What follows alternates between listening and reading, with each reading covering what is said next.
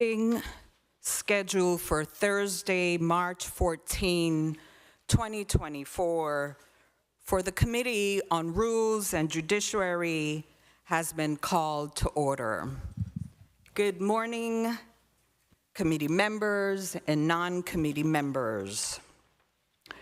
Blessed good morning to the people of the Virgin Islands, invited testifiers, the listening and viewing audience, legislative staff who's running the meeting today. I'd like to say happy Women's History Month and likewise Virgin Islands History Month to the listening and viewing audience. At this time, I would like to just announce the funeral service for my Aunt Phyllis Walcott, who's scheduled to be buried on March 18th. Her service is at 10 o'clock a.m. at the St. John Episcopal Church. My deepest sympathies go out to my cousin Tootie and the entire Walcott family. Lastly, I join the 103.5 FM, the Reef Broadcasting family, as they mourn the loss of Hugh Mr. P. Pemberton. The loss of Mr. P is a huge hit for the St. Croix community. Mr. P made his impact here in the Virgin Islands for his continued support of this territory's youth, his advice and his wisdom in the political realm, and his contributions to economic growth. We thank him. Mr. Clerk, can you please proceed with the roll call? Senator Angel L. Bolquez Jr., Senator Bolquez, present. Senator Diane T. Capehart, Present. Senator Capehart, present. Senator Kenneth L. Gittens, Senator Gittens, absent. Senator Maurice C. James, Senator James, present. Senator Franklin D. Johnson, Senator Johnson, present. Senator Carla J. Joseph, Senator Joseph, present. Senator Milton E. Potter, Here. Senator Potter, present. Madam Chair, we have 6 present, 1 absent. Thank you, Mr. Clerk. I'd like to state today's meeting has 3 blocks, 2 nominees, and 7 bills. Are there any letters or any correspondence to be read into the record? Yes, Madam Chair. Please proceed. In a letter dated March 14, 2024, Honorable Diane Capehart, Chairman, Committee of Rules and Judiciary, 35th Legislature of the Virgin Islands, 3022 Golden Rock, St. Croix, U.S. Virgin Islands. Dear Senator Capehart, I hope this correspondence reaches you in the best of health and spirits. Please be advised that I will be slightly delayed to today's Committee on Rules and Judiciary hearing. I note the importance of the agenda items, and I look forward to weighing in on the discussion upon my arrival. I thank you in advance for your understanding. Sincerely, Senator Kenneth L. Gittens. Thank you. Mr. Clerk, can you please proceed and read the agenda into the record? Block 1, the Governor's nomination of Dr. Nathaniel Olive, non-agricultural interest nominee, Virgin Islands Conservation District, District of St. Croix. The Governor's nomination of Carlos Robles, land occupier nominee, Virgin Islands Conservation District, District of St. Thomas. Block 2, Bill number 35-0077, an act approving the lease agreement between the Government of the Virgin Islands, acting through its Commissioner of the Department of Property and Procurement, and St. Thomas Rescue, Inc., parcel number 146, revised submarine base number 6, Southwest Quarter, St. Thomas, Virgin Islands, consisting of 1-story building on approximately 0.1899 U.S. acres of improved land, more or less, Zone P, for the purpose of operating a long-term headquarters for all rescue-related activities of the leasee and for other related purposes, sponsored by Senator Novell E. Francis, Jr. Bill number 35-0211, an act approving the lease agreement between the Government of the Virgin Islands, acting through its Commissioner of the Department of Property and Procurement, and James O. Gaston for plot number 9G, Vicorp Lands, Prince Quarter, St. Croix, Virgin Islands, consisting of approximately 653,400 US square feet or 15 US acres of unimproved land, more or less, as shown on drawing number A9-5C008, to be used for crop production and rearing small livestock, sponsored by Senator Novell E. Francis by request of the governor. Bill number 35-0225, an act approving the multi-year lease agreement between the government of the Virgin Islands, acting through its commissioner of the Department of Property and Procurement, and Virgin Islands Center for Agriculture, Crafts, and Building Heritage of St. Croix, Inc., doing business as Virgin Islands Architecture Center for Built Heritage and Crafts for plot number 8 Church Street and plots numbers 21, 22, and 23 Hospital Street, Christiansted Town, Company Quarters, St. Croix, U.S. Virgin Islands, consisting of two-story masonry buildings to be used for the common good, welfare, and education of the people of the Virgin Islands on heritage and cultural legacy and for other related purposes, sponsored by Senator Novell E. Francis, Jr. by request of the governor. Block 3, Bill number 35-0133, an act amending Title 17 Virgin Islands Code, Chapter 15, relating to scholarships by adding Section 19GG to establish an educational scholarship program to support individuals interested in pursuing a career in the maritime industry in the Virgin Islands, sponsored by Senator Angel L. Bolkes Jr., Samuel Carrion, Donna A. Fred Gregory, and Dwayne M. DeGraff, co-sponsored by Senator Ray Fonseca. Bill number 35-0172, an act amending Title 29, Chapter 5 Virgin Islands Code, relating to building codes to provide for adoption of nationally recognized consensus-based codes and standards, and amendments to such codes that are in the best interest of the territory, and to provide for clarifications to the Virgin Islands Building Code, sponsored by Senator Donna A. Fred Gregory. Bill number 35-0182, an act amending Title 14 of the Virgin Islands Code, Chapter 51, by designating the existing provisions as Subchapter 1 and adding a Subchapter 2 relating to the non-consensual dissemination of sexually explicit images, sponsored by Senator Donna A. Fred Gregory.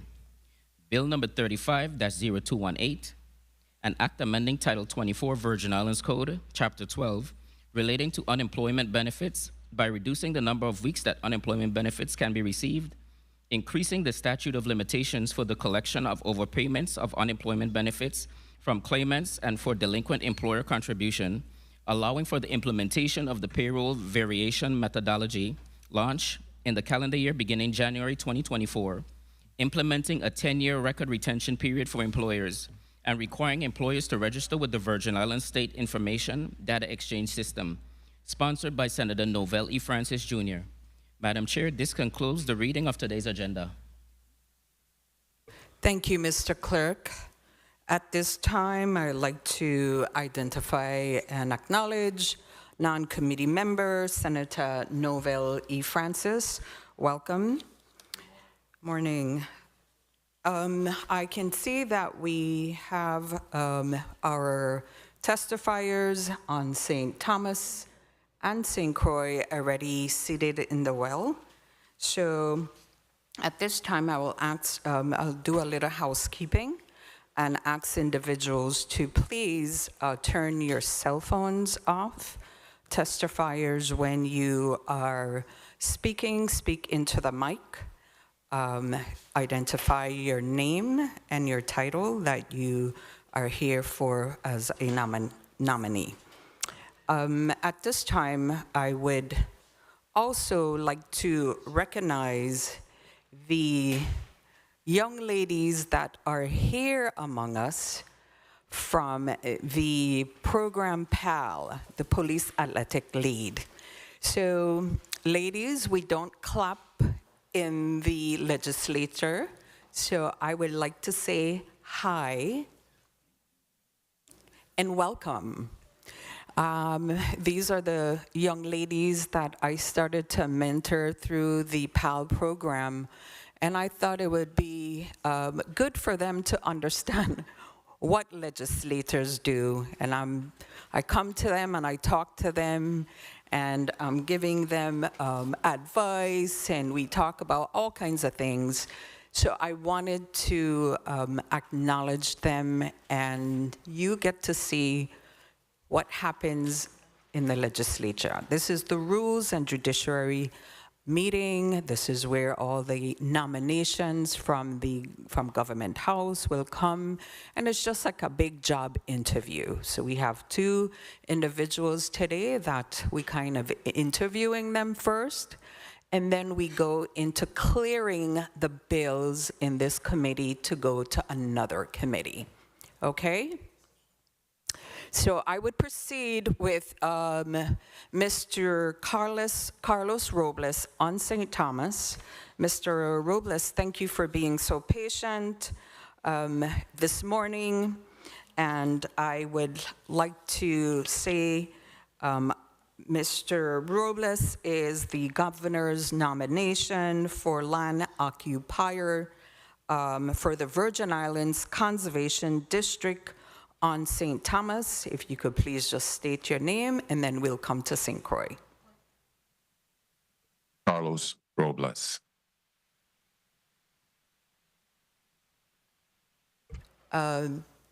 Mr. Nate, Dr. Nate Olive. Nathaniel Olive. Thank you. Was there a question? Okay.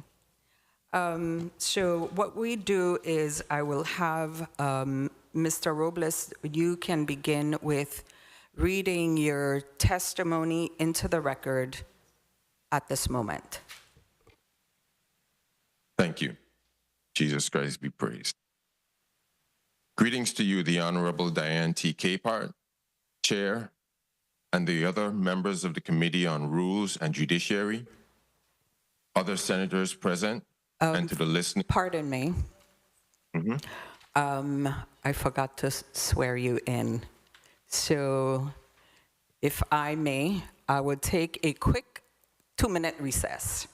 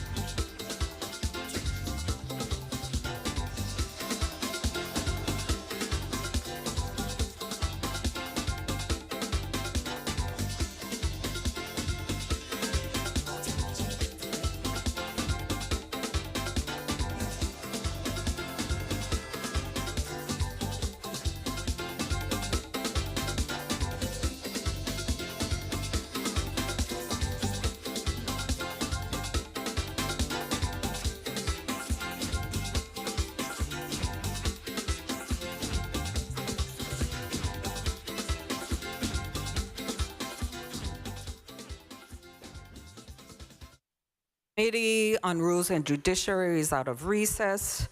I forgot to do the housekeeping rules, so at this time, Dr. Olive and Mr. Robles, if you can please stand and raise your right hand and repeat after me. Do you solemnly affirm under penalty of perjury that the testimony you will give to this committee will be the truth, the whole truth, and nothing but the truth to the best of your knowledge and belief? So at this time, I do. Okay, at this time you may be seated, and this is where we would hear the testifiers give their testimony. So I can follow the order of my agenda. Mr. Robles, I would have Dr. Olive begin with his testimony. Okay, so you may proceed, Dr. Olive. Thank you. And good morning, Senator Capehart, members of the Committee of Rules and Judiciary, and people of the United States Virgin Islands. It is with great honor that I accept the nomination by Governor Albert Bryan to become a member of the Board of Supervisors on the U.S. Virgin Islands Conservation District. I'm here before you today to get your vote of approval. I wish to join this esteemed group of conservation experts and officials. As you see with my provided resume and following testimony, I am uniquely qualified for this position. I've demonstrated over the past 20 years my professional devotion to the conservation of natural and cultural resources in my home, the United States Virgin Islands. Many people know me as a farmer. However, like most of my fellow farmers, I'm more than that.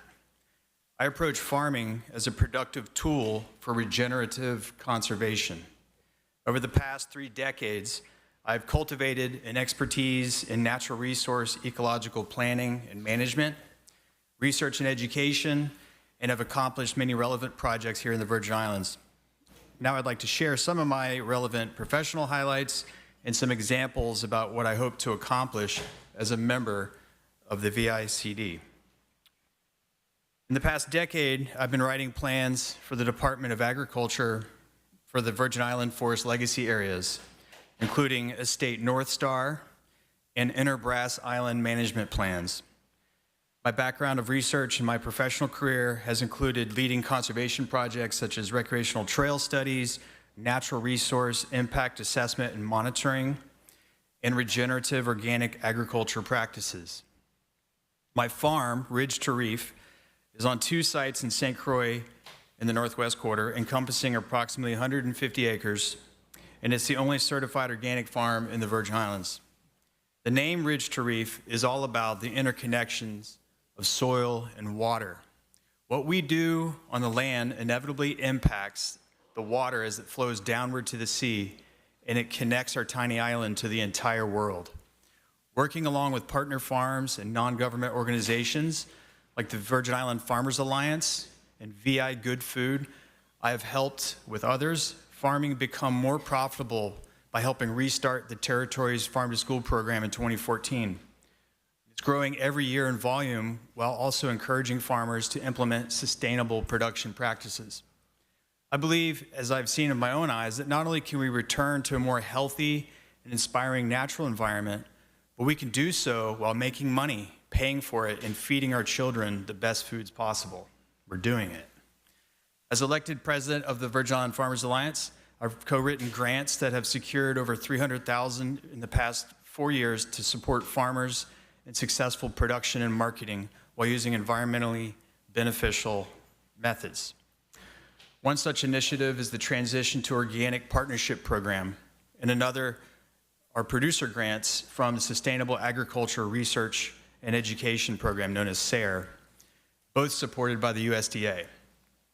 I've helped forge relationships to implement the World Central Kitchen's Plow to Plate program that provided hundreds of thousands of dollars directly to farmers and farm organizations after Hurricane Maria and Irma to improve our food system resiliency. I work with the Trees That Feed Foundation to obtain and distribute over 3,000 breadfruit trees across the Virgin Islands. Academically, my doctoral dissertation was centered on the assessment of the feasibility of St. Croix becoming a national heritage area, which was eventually designated this past January by President Biden, or last year. I look forward to joining the Virgin Island Conservation District in order to further protect and benefit our precious natural and cultural resources through productive conservation initiatives and policy recommendations to relevant agencies.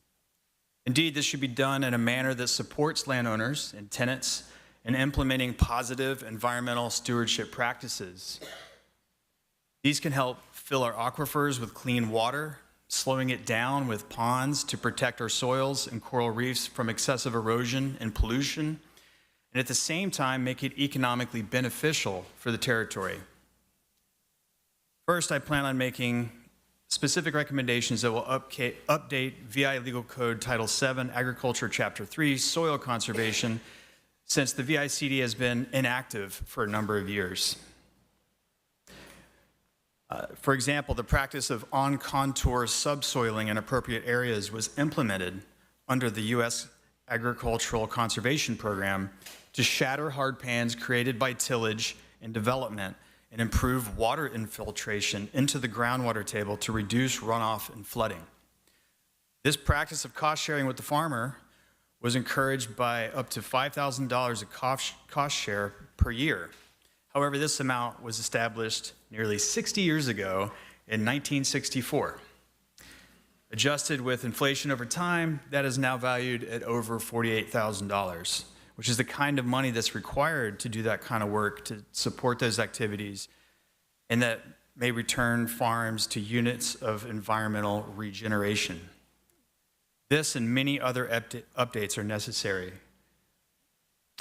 Second, I wish to help network the VICD with conservation districts around the country, including fellow territories and insular areas with similar circumstances, to help foster good ideas for the Virgin Islands. Additionally, there are pools of existing funding, nationally reserved for conservation districts. They're all over the country, that can be tapped and to support conservation actions right here in the Virgin Islands.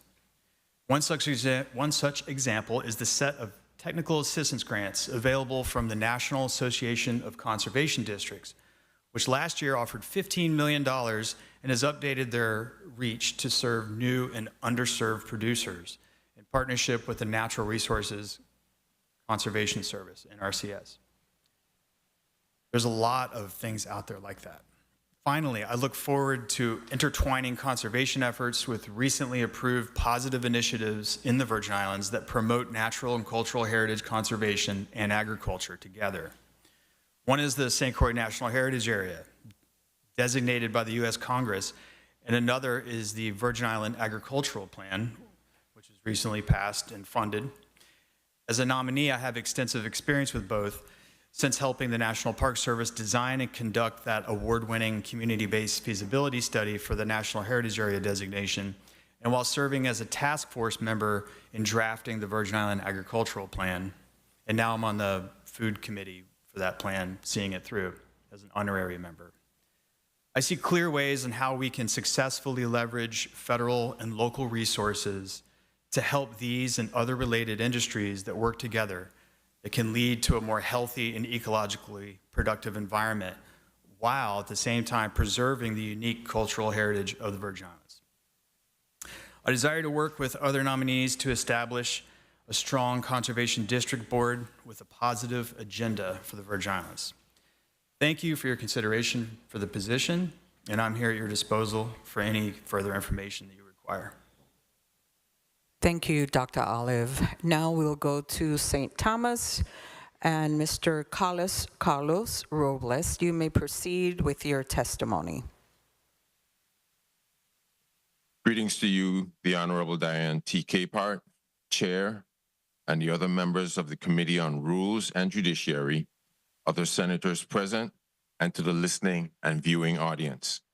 My name is Carlos Robles, and I appear before this committee on your invitation as a nominee to the Virgin Islands Conservation District Board, hereinafter referred to as the District Board, representing the District of St. Thomas. I would like to thank the Honorable Albert Bryan for affording me this opportunity and privilege to continue to serve the people of the Virgin Islands in this capacity. My earliest knowledge of the function of the district board came from the conversations with Mr. Hans Levetz of Anley Farms early in my term as Commissioner of Agriculture for the Virgin Islands for the VI Department of Agriculture, VIDA. His description of the impact of the district board on the management of our precious natural resources made me realize that this board must be resurrected. Nationally, conservation districts provide the following. 1. Non-regulatory services tailored to meet the needs of local people, local properties, natural resources. 2. Site-specific plans for properties designed to help landowners and managers achieve land use and conservation goals. 3. Grant funding and free or low-cost services to assist landowners and managers to take action that makes our land, air, water, and natural habitats healthier for all. And 4, technical expertise for project planning and construction. All conservation district boards come under the umbrella of the National Association of Conservation Districts, herein after referred to as NACD. As an example of the scope and magnitude of the district board, the earth change permitting process that is currently administered by the Department of Planning and Natural Resources was developed and managed by the district board back in 1972.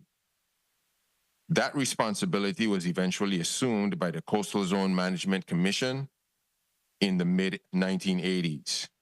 Many of the water storage dams strategically positioned around the Virgin Islands were planned and approved by the district board and constructed in partnership with the USDA Soil Conservation Service, led at the time by Mr. Ted Johnson. It is unknown when the district board officially disbanded, but for at least the last 35 to 40 years, there has been no activity. In its absence, there was at least one local entity, the Virgin Islands Resource Conservation and Development Council, or VIRCND, that developed and executed conservation projects and programs that benefited the agriculture community specifically and the wider Virgin Islands community on a whole. The VIRCND Council no longer is active. However, the USDA Natural Resources Conservation Service, NRCS, continues to provide funding, financial support, and technical assistance to the people of the Virgin Islands for a more efficient and effective natural resource management. Ideally, the planning, selection, development, and execution of any project should be done in consultation with and at the direction of the local conservation district board. This is not how the process is operating currently. The good news is that we are now on the road to resurrecting this valuable resource. The NACD has reestablished a presence in the Virgin Islands. During my tenure as Commissioner of Agriculture in the aftermath of Hurricanes Irma and Maria, we spent countless days in dialogue with local and national USDA representatives, attempting to find assistance for the decimated agriculture community. It was during those trying times that I connected with leadership of the NACD with the assistance of Mr. Carlos Suarez, the liaison of the Secretary of Agriculture. After many telephone conversations, NACD funded 2 district conservationists positioned in the Virgin Islands Department of Agriculture. The primary goal of the district conservationists was then and continues today to work with the VIDA to resurrect the district board. However, any and all other opportunities for financial assistance were stymied by the lack of a local district board through whom the NRCS and NACD could liaison. Along with past district board chair Chairman Lawetz, I am familiar with and had brief conversations with 2 current members of the district board, Dale Brown and Diane Brooks. And as an aside, in August of 2023, I was inducted into the NACD Southeast Regional Conservation Hall of Fame for my 30-plus years of work in the agriculture community in the Virgin Islands. If selected, the knowledge and experience acquired over the course of those 30-plus years will be available to the district board, the local and national USDA partners on behalf of the agriculture community specifically, and the people of the Virgin Islands as a whole. If I were to make one recommendation to this body, irrespective of my selection or not, that recommendation would be to appropriate funding for inter-island and national travel and part-time secretarial services. According to the past chairman, they were allotted $5,000 for the functioning of the district back in the 1980s and 90s. Given the increased cost of traveling locally and nationally, a sum of $40,000 to $45,000 should be adequate. I am truly thankful for the work of the staff at the VIDA in moving this process along to this point. Thank you for the invitation to appear before this committee, and I look forward to responding to any of your questions at this time. Thank you, Mr. Carlos Robles. Thank you. I want to say thank you both for your willingness to serve, because these are volunteer positions, correct? Right. Good. Correct. At this time, I would like to have some clarification be read into the record. When nominees are sent to the legislature to go through this process, there's a letter that's submitted to us. So I wanted, because there's different positions on this board, and there's a land occupier, there is a non-agricultural interest, so I wanted both letters to be read into the record so we can make sure it's clear that these positions that you are nominated for are read into the record. Mr. Clerk, you may proceed. In a letter dated February 29, 2024, to the Honorable Novel E. Francis Jr., Senate President of the 35th Legislature of the Virgin Islands, Capitol Building, St. Thomas, Virgin Islands, regarding the Governor's nomination of Nathaniel Olive, Ph.D., Virgin Islands Conservation District. Dear Mr. President, in accordance with provisions of Title VII, Chapter 3, Sections 45 of the Virgin Islands Code, I hereby nominate Dr. Nathaniel Olive to the Virgin Islands Conservation District for the position as a land occupier for the District of St. Croix. The term of this appointment is 3 years. Accordingly, it is my pleasure to ask the advice and consent of the 35th Legislature on this nomination. A copy of Dr. Olive's resume is enclosed for your review. Your prompt and favorable confirmation will enhance the board's ability to meet its robust agenda and serve the people of the Virgin Islands. Sincerely, Albert Bryan, Jr., Governor.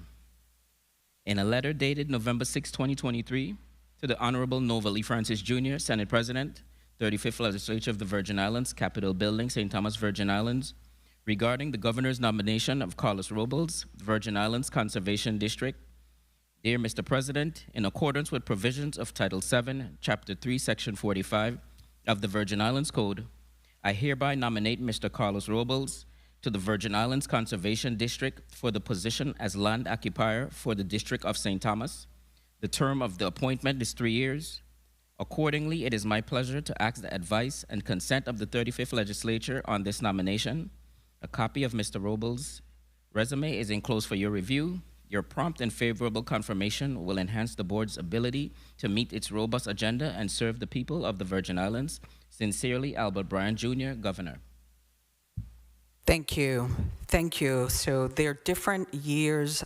There's 1 year, 2 years, 3 years to serve on this, and different positions. So I wanted to make sure that that was read into the record for clarification. Thank you, Mr. Clerk. I just want to just have a few comments before we start our line of questioning. The nominees that are before us today, they are no strangers to steward of this environment. I've had the pleasure of actually working with both of them, from Mr. Robles and the Virgin Islands Resource Conservation Development Council, that's the reference VIRCND. These were organizations that helped our territory with best management practices, you know, all kinds of different things to help to protect this environment. So I'm happy to see that the Virgin Islands Conservation District Council is being, what should I say, revitalized, because it's well needed. So at this time, colleagues, I would give a 6-minute round for you to ask your line of questioning for both of the individuals that are here before us today. We would first start with Senator Carla Joseph, Senator Bolkes, Senator Maurice James, Senator Potter, the vice chair of this committee, Senator Franklin D. Johnson, and 6, Senator Novell E. Francis. So colleagues, 6 minutes. You may proceed, Senator Carla Joseph. Thank you so much, Madam Chair. A pleasant good day to my colleagues, the viewing and listening audience, and definitely to our young people who are here gathered from the Police Athletic League. And we are so joyous to have you here with us today. I wanted to first begin my line of questioning from the St. Croix District nominee to this board. Now, we have voted favorably for 2 other nominees to this board since I've been a member of the Committee on Rules and Judiciary. I want to get from you, Dr. Olive, what is your perspective on how this board should function? Have you done a review of the purpose behind this board? Yes, yes. And kindly indicate to us, what is your understanding? Well, there's conservation districts all across the country, and they're set up based on the local, you know, each locality can arrange how it functions. Some are water and soil conservation districts, some are just soil conservation districts, and how they're carried out and such. And here I've tried to get as much information as I can with history, and also with conversations with Hans Levetz, who is a member, and by the way, he wrote me a letter of recommendation. I don't know if these were delivered to y'all, but there was a letter from him and from the Good Food Coalition. But, you know, so I've tried to find out, like Mr. Robles was mentioning earlier, about what has been going on, and he's educated me about the important practices like the earth change, you know, and overseeing those things. There, you know, now, I mean, a lot of the rules were written in the mid-1960s. There is a lot of refreshing and updating, you know, like the travel expenses that Mr. Robles just mentioned. That's so true. Everything is outdated. And however, a lot of the practices that were done, like the subsoiling, for example, were things that are very relevant today as we have more droughts that we're dealing with, right, as we have, you know, a lot of these issues with water table. You know, so when we can come together, balancing our advocacy with the scientific knowledge that the members bring to it, then we can make decisions on implementing those programs. Okay, thank you. And just quickly, give me one of your top priorities as a potential board member. What do you plan to do as the first thing should you be successfully nominated to this position and voted upon favorably? I think the very first thing to do is to update the rules of the committee. To modernize them. I just want to interject if I can. Yes, please. You have background in updating rules and regulations. Yeah. You've worked on that before. I have. I've worked. You know, I helped create the bylaws for the Virgin Island Farmers Alliance, which I was elected president of. I'm also on other nonprofit boards.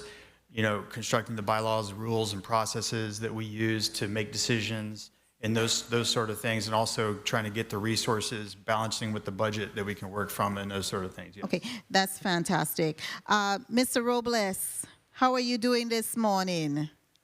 Fine, Senator. Thank you. I am so grateful to see your face, and I am over here in the Big Island, but I see you plenty of times over in St. Thomas, so it is fine with me. I really don't have too much questions for you because I know the caliber and the performance you have demonstrated consistently in your past work as a public servant and even on nonprofit boards here in the Virgin Islands. So I am grateful that you said yes, because you have a wealth. Don't you smile, but I'm saying the facts and the truth, right? You have a wealth of information and knowledge to share. I want to ask you one critical question. Who are you mentoring, Mr. Robles? Because that's what is needed. We need younger folks to be able to pass that torch along. Who are you mentoring either in the St. Thomas district and who is here on the ground in the Virgin Islands? We have some young people right in the conference room here, gallery, and they are also teaming to know who they could look to mentor and guide them as they develop academically and socially and professionally. Well, thank you. Thank you for the compliment. And again, it's good to see you as well.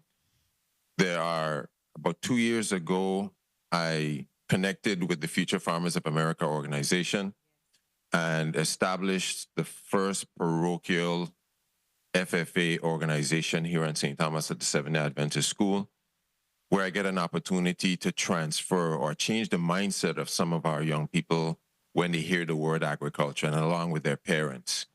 And as often as I'm asked to come to schools, I go, visit, provide information, education, as is my nature to do so. And to anyone who will ask, and there's no place that I go, including church, that someone is always asking me something about agriculture or natural resource management.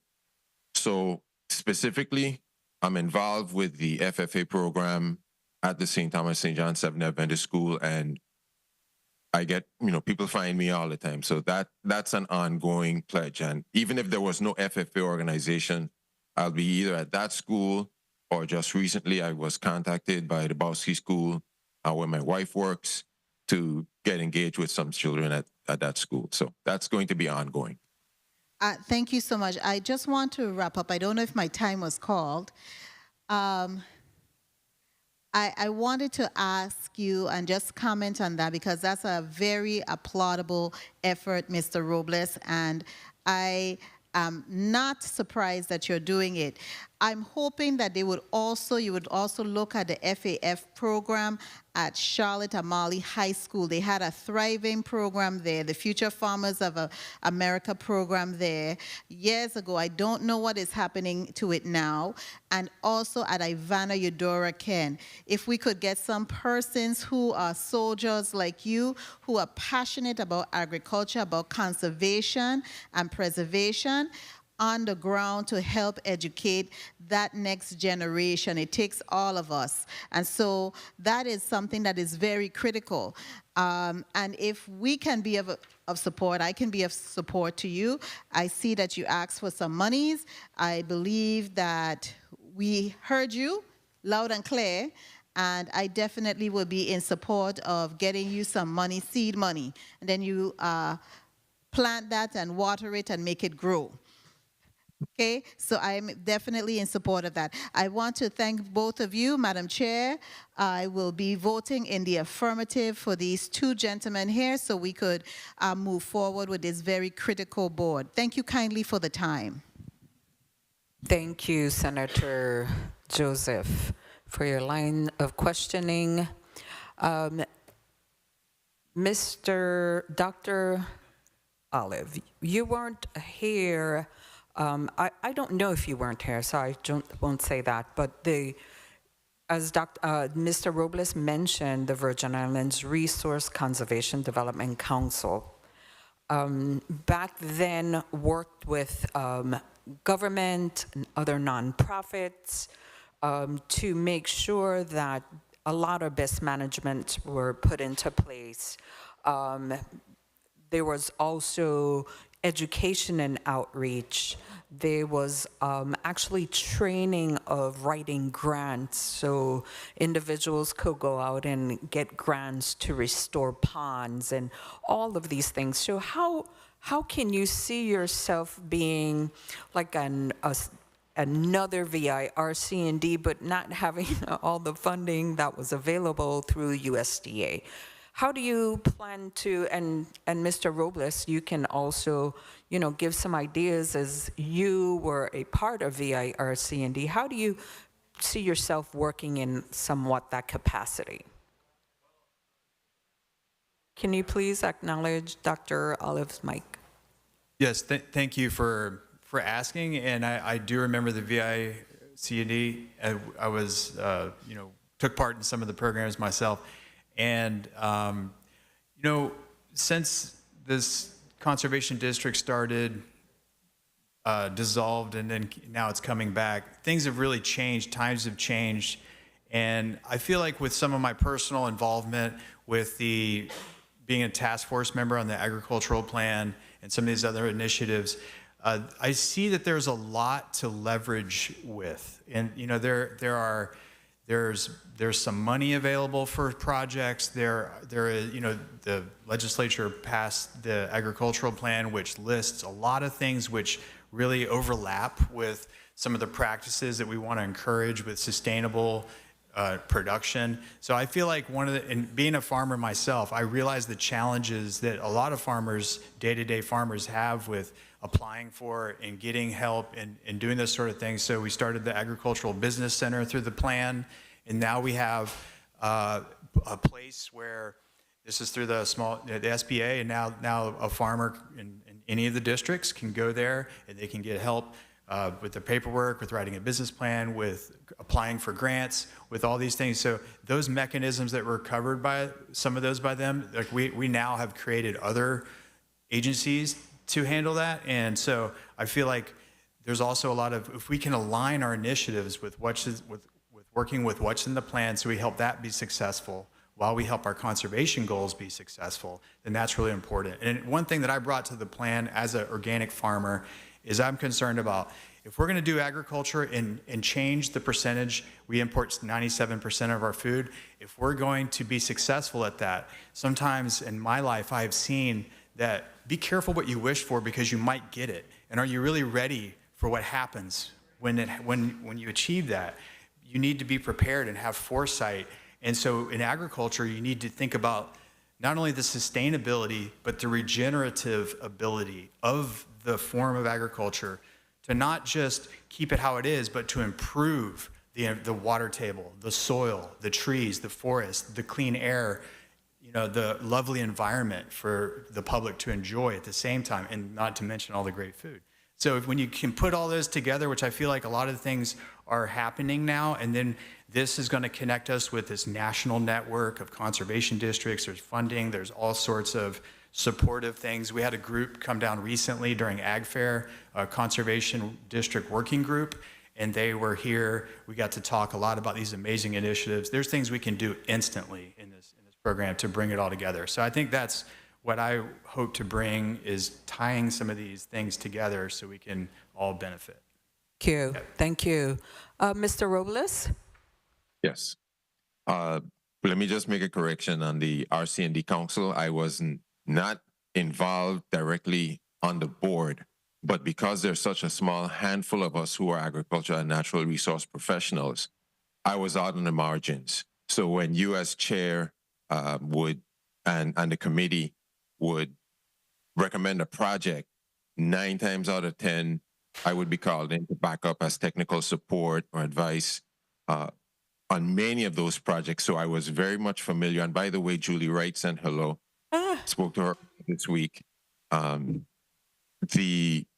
that's part of what I bring to this. I've been involved in it, and having an opportunity to go to the convention last year where we received the award, I met with the then, and I think he still is, the person who is responsible for the Natural Resources Conservation Service, which is part of USDA, the head office in Puerto Rico, he actually looked me up because he had heard that I was nominated, and he and I had an hour-and-a-half long conversation about the possibilities and some of the things that Nate mentioned, and meeting with some of the other council members for NACD and the conservation districts from around the country.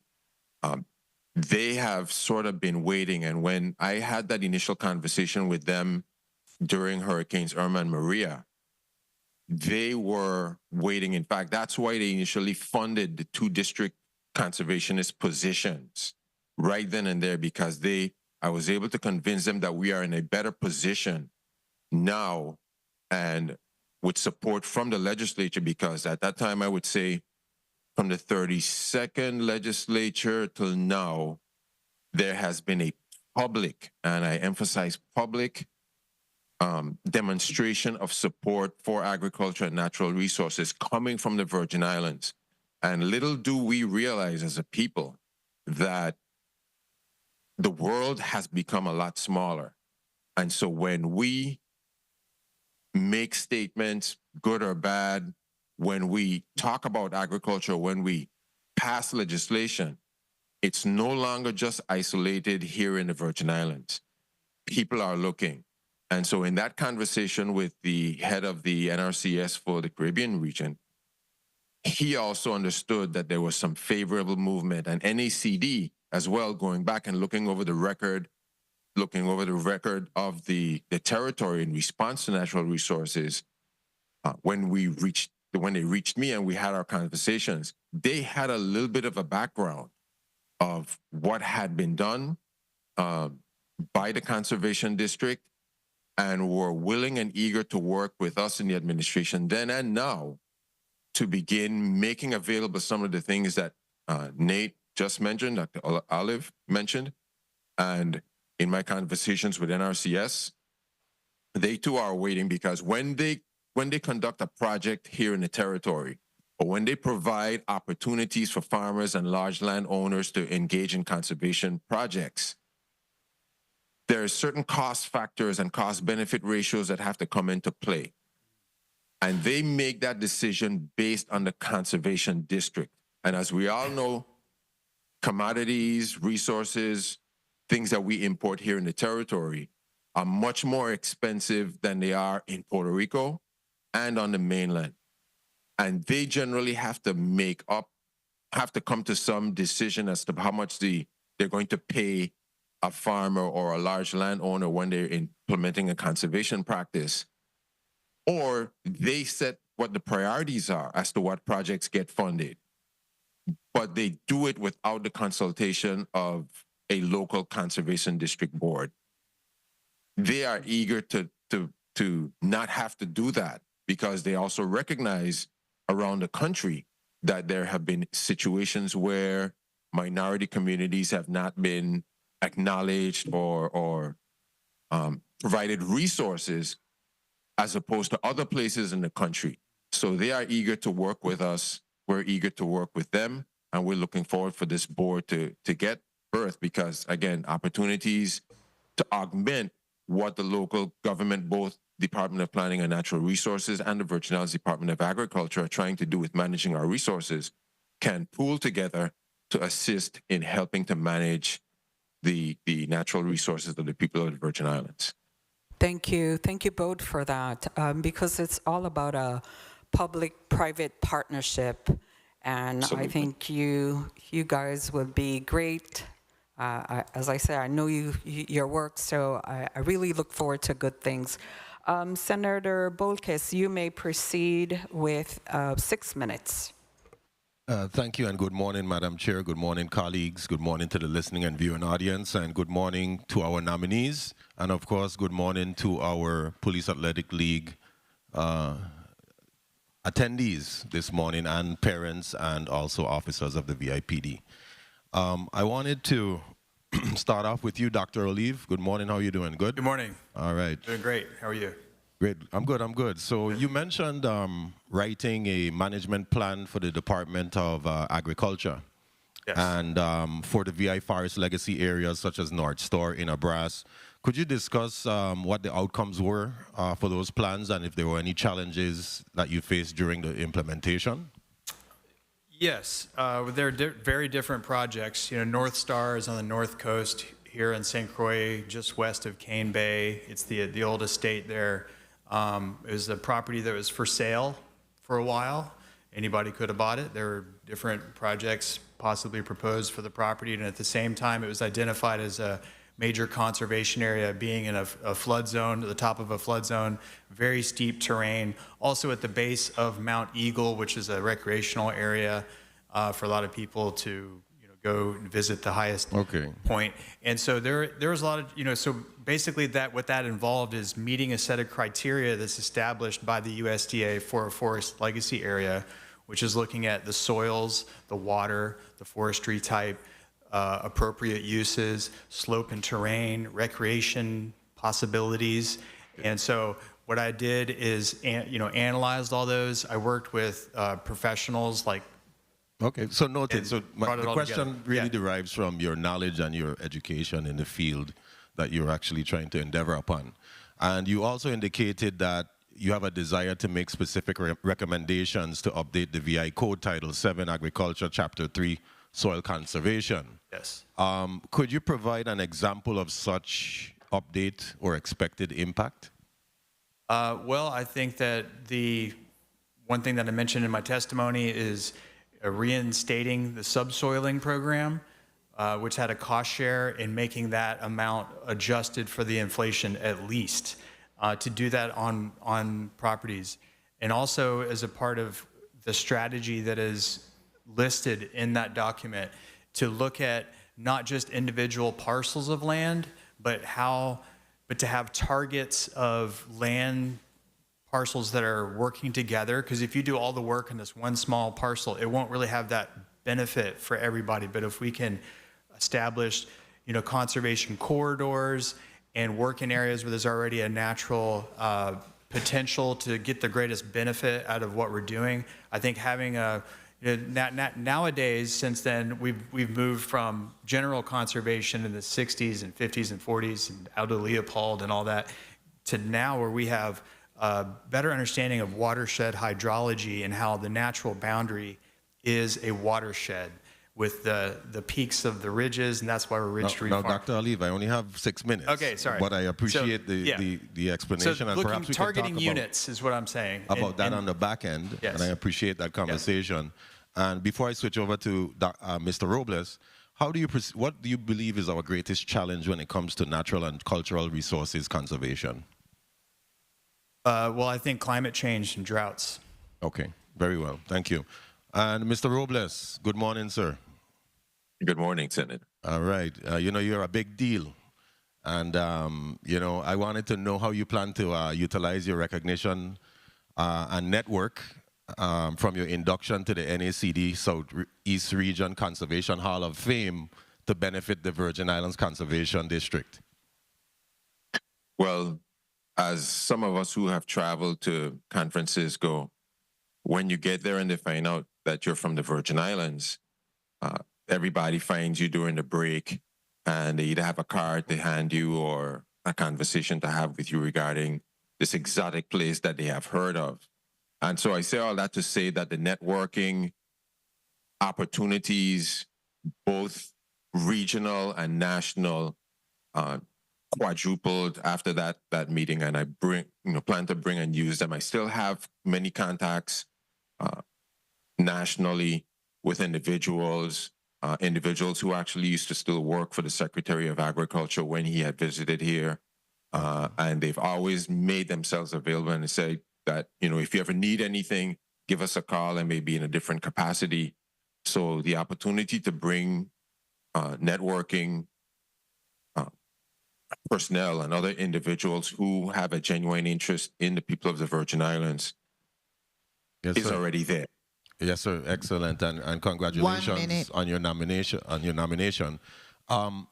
With the district board being inactive for an extended period of time, what immediate actions do you believe are necessary for reestablishing its presence and effectiveness? Well, once we're able to, I believe I'm not sure if we're going to have a quorum, but if we don't have a quorum, we're going to need at least one other bodies because the number is 11. We're going to 30 need one seconds. other individual on board immediately so that we can start the business of working on some of the changes that Dr. Olive mentioned and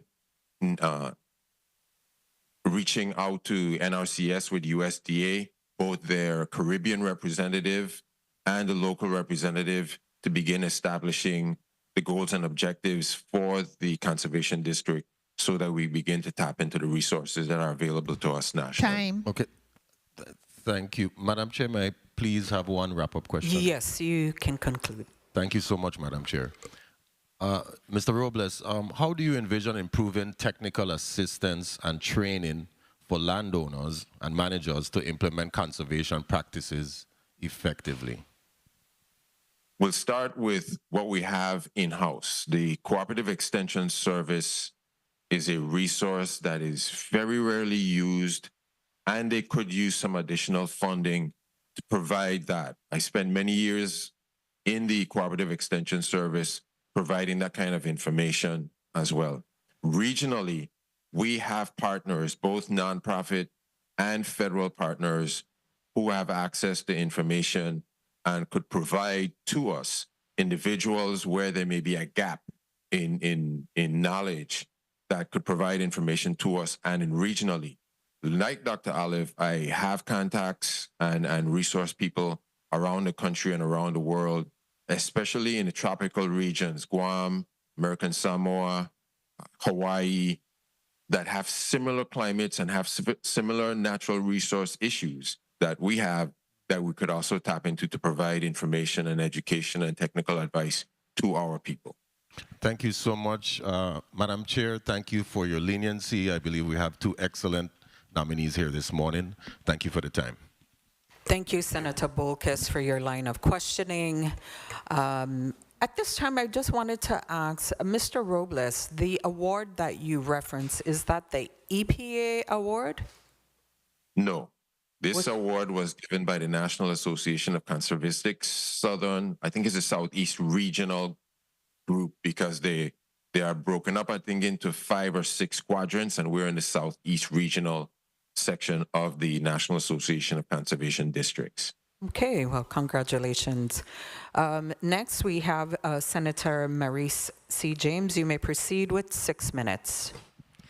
Thank you, Madam Chair. I first want to begin by offering my condolences to you and your family and the extended Walcott family. May her memory be a blessing. I want to say that we have 2 excellent nominees to the position. Good morning, Virgin Islands. Good morning, testifiers. Good morning, colleagues. And it's great to have the Police Athletic League here, because I'm going to ask Dr. Olive a question that is going to pertain to you guys, to you girls, I should say. I first want to ask, though, and get a little understanding. The Conservation District is going to be supported by the staff of the Department of Agriculture. Is that how it works? In terms of technical and support, because some of the things that I want to ask you about, you would need to have staff to implement. So how does that work? I think that Mr. Robles, with his familiarity, would probably be able to answer the Department of Agriculture's role in that. I don't really know.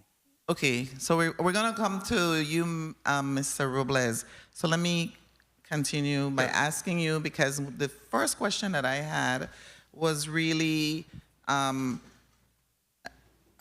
can the Conservation District help the islands adapt to climate change because of last summer?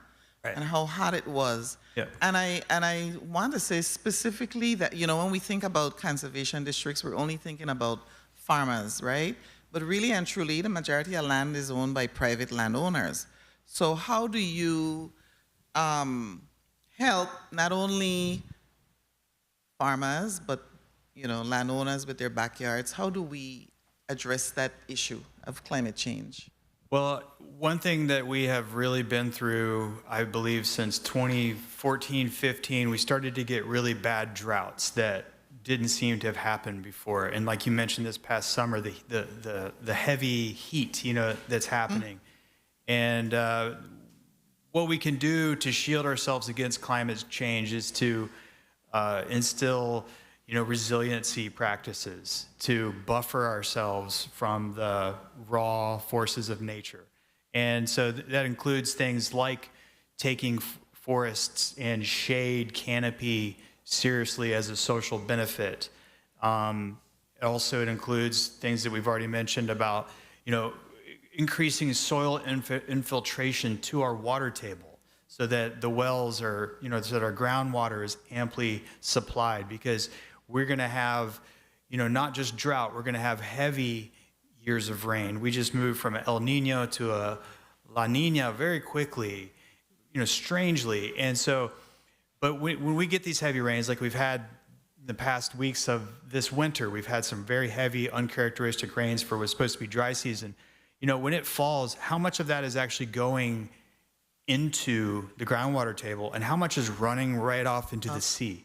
And so that's one of our biggest things is helping, gain and capture, particularly with water, the strategy of slow it, spread it, and sink it into the ground. That can be done with agricultural practices on farms, doing things on contour, raised beds, for example. There's a lot of things. And they also help farmers not have their crops flood in those storms. Especially you look at the Department of Agriculture lands down there, and it's very clay-based, so it tends to pond up a lot. So we need to work on infiltration, but also for the homeowner and for land use and how housing pads are cleared, how erosion is treated on driveways and roads. All these things can be, they add up, but they all start on individual small residential properties. So I think I wanted to stop you because I want you only, now that you're talking about residential and we have the young people behind you, how do you, in terms of projects with young people, yes, education, outreach projects, what do you envision? Because sooner or later, they're going to be the ones inheriting the land and the islands. So what would you say to them now as children, and how are you going to reach them in terms of projects that you may anticipate? Well, thank you for asking, because I believe firmly in the way that I try to make decisions. It's about our children, but not only our children, but their children and their children's children. And it goes down the line to 7 or more generations.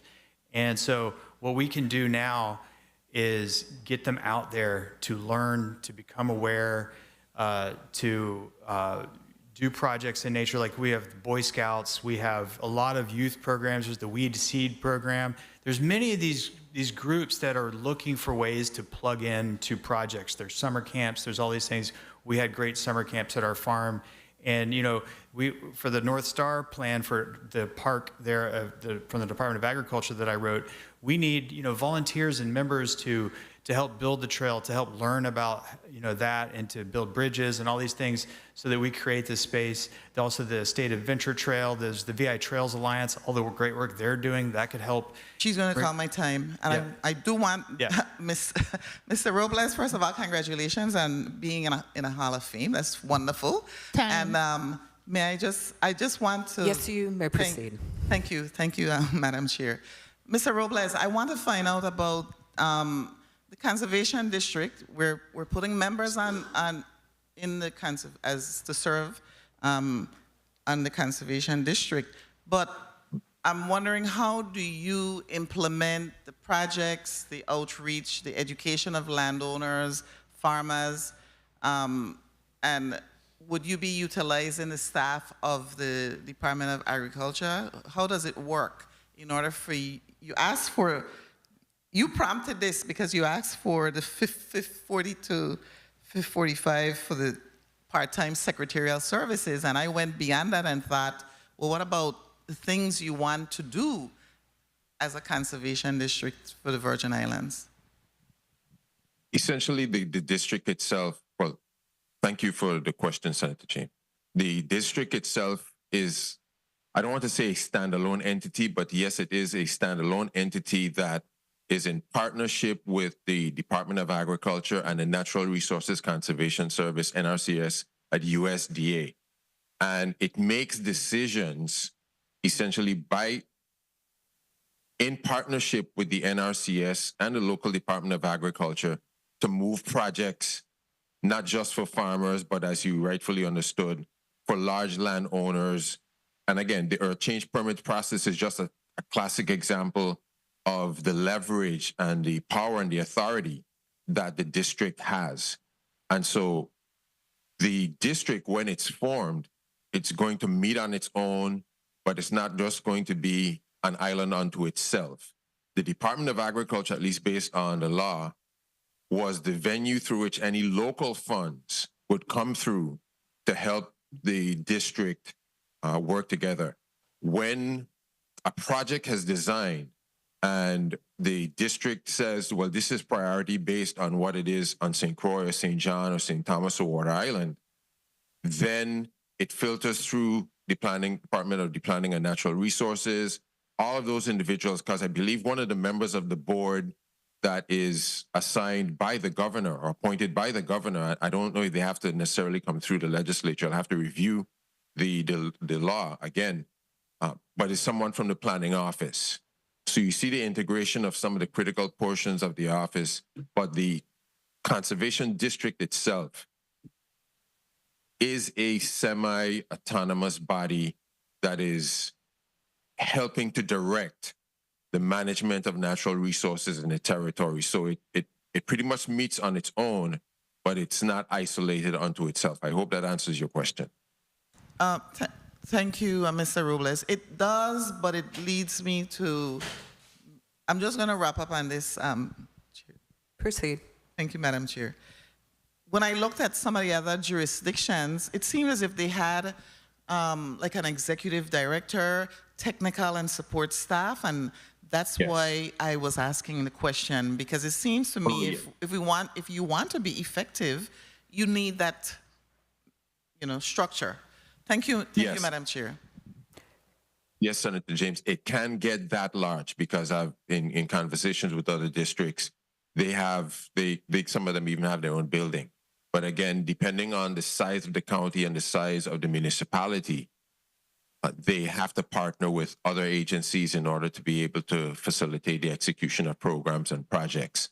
So given our situation here in the territory, we may be able to build towards that. And with some of the funding that is accessible to the district, we may be able to build out where we have within our staff engineers, surveyors, et cetera. Until then, we'll have to tap into the resources, both local and regionally, through NRCS or the Department of Agriculture. And when I made my comment in my testimony regarding the ponds that were built around the territory, the Soil Conservation Service had an arm in the local Department of Agriculture back in the day, and many of the farmers then and now remember Ted Johnson. He was the civil engineer that helped to organize and to sketch out and to design some of the dams. And a part of the Soil Conservation Service that was federally funded was actually located at the Department of Agriculture. And so they worked together on projects when they had to build a dam or if they had to do the subsoiling as was recommended in the legislation. They worked in partnership with each other because, again, they didn't have a standalone entity. Now, there were some projects as part of the history of it, with the earth change permit process, the Conservation District was the one that was actually going out and providing on-site guidance and direction when it came to building buildings or clearing for land, whether it's flat land on St. Croix or cutting into hills on St. Thomas. The Conservation District was the one that was responsible for issuing the permits. And so ultimately that, as I said in my testimony, migrated over. So there is some overlap, but there is some conversation that is had and is required by the district to partner with these entities that provide these resources. Thank you, Mr. Robles, and thank you for your generous allotment of time, Madam Chair. But I really want to say that I support both of you wholeheartedly. Thank you. Thank you, Senator Maurice James, for your line of questioning. And it just have me thinking about, you know, back in the day, how it was with the public-private partnership and all these different entities that worked with USDA, Department of Agriculture, Department of Planning and Natural Resources, there was just a lot of organizations that came together. So I'm very excited about this council, you know, getting started again, and you guys understand the need and what we need as a territory. You talk about low impact development projects, LID, groundwater recharge. I mean, my hairs and my skin start standing up with, you know, just all of the things that I know, pond restorations, and these are the things that I know you guys would definitely be on the forefront as environmental stewards. Next, we'll go to our Senator on St. Thomas, Vice Chair of this committee. Senator Potter, you may proceed with 6 minutes. Thank you so very much, Madam Chair. Good afternoon, good morning, colleagues, and a special good morning to the testifiers who are before us today, the nominees, Mr. Carlos Robles and Dr. Nathaniel Olive. Dr. Olive, is it olive or olive? I know if you're from the Virgin Islands, it's olive. It's olive. Olive. Tomato, okay. tomato. Thank you very much. Whatever you prefer. I am very grateful that you gentlemen agreed to accept the governor's request that you serve on this very important board. I can think of no one better suited to serve on this board than both of you. Of course, I'm much more familiar with the work of Mr. Robles, having served in a cabinet with him when he was the Commissioner of Agriculture, as well as we all know in this community know of his extensive work at the UVI Extension Center. You've served also as a TV and radio host, providing residents with advice on agriculture, you know, A to Z agriculture. So thank you very much, gentlemen, for agreeing. I wanted to ask you, beginning with you, Mr. Robles, what was your greatest, what motivated you to agree to serve on this important board? What was the greatest? When Mr. Levetz mentioned to me, Carlos Robles, yeah, when Mr. Levetz had that, we had a conversation, a long conversation, because as a new commissioner and as someone being involved on the ground with educating farmers and homeowners and others, I wanted to get a perspective. I wanted to get a 64,000 view perspective of agriculture in the territory, land management, and that type of thing. And when he mentioned to me that it was the conservation district that was responsible for the earth change project, that is when it hit me that this thing wasn't functioning now. Right. That's when it hit me that, man, this conservation district, and then he started calling names of people who I knew, Clifford Benjamin out in the Bordeaux area, and others who were on this board. And some of the things I saw occurring on the islands growing up here in St. Thomas, right, and visiting my aunt and my uncles in Campo Rico and St. Croix, I realized that this thing needed to continue.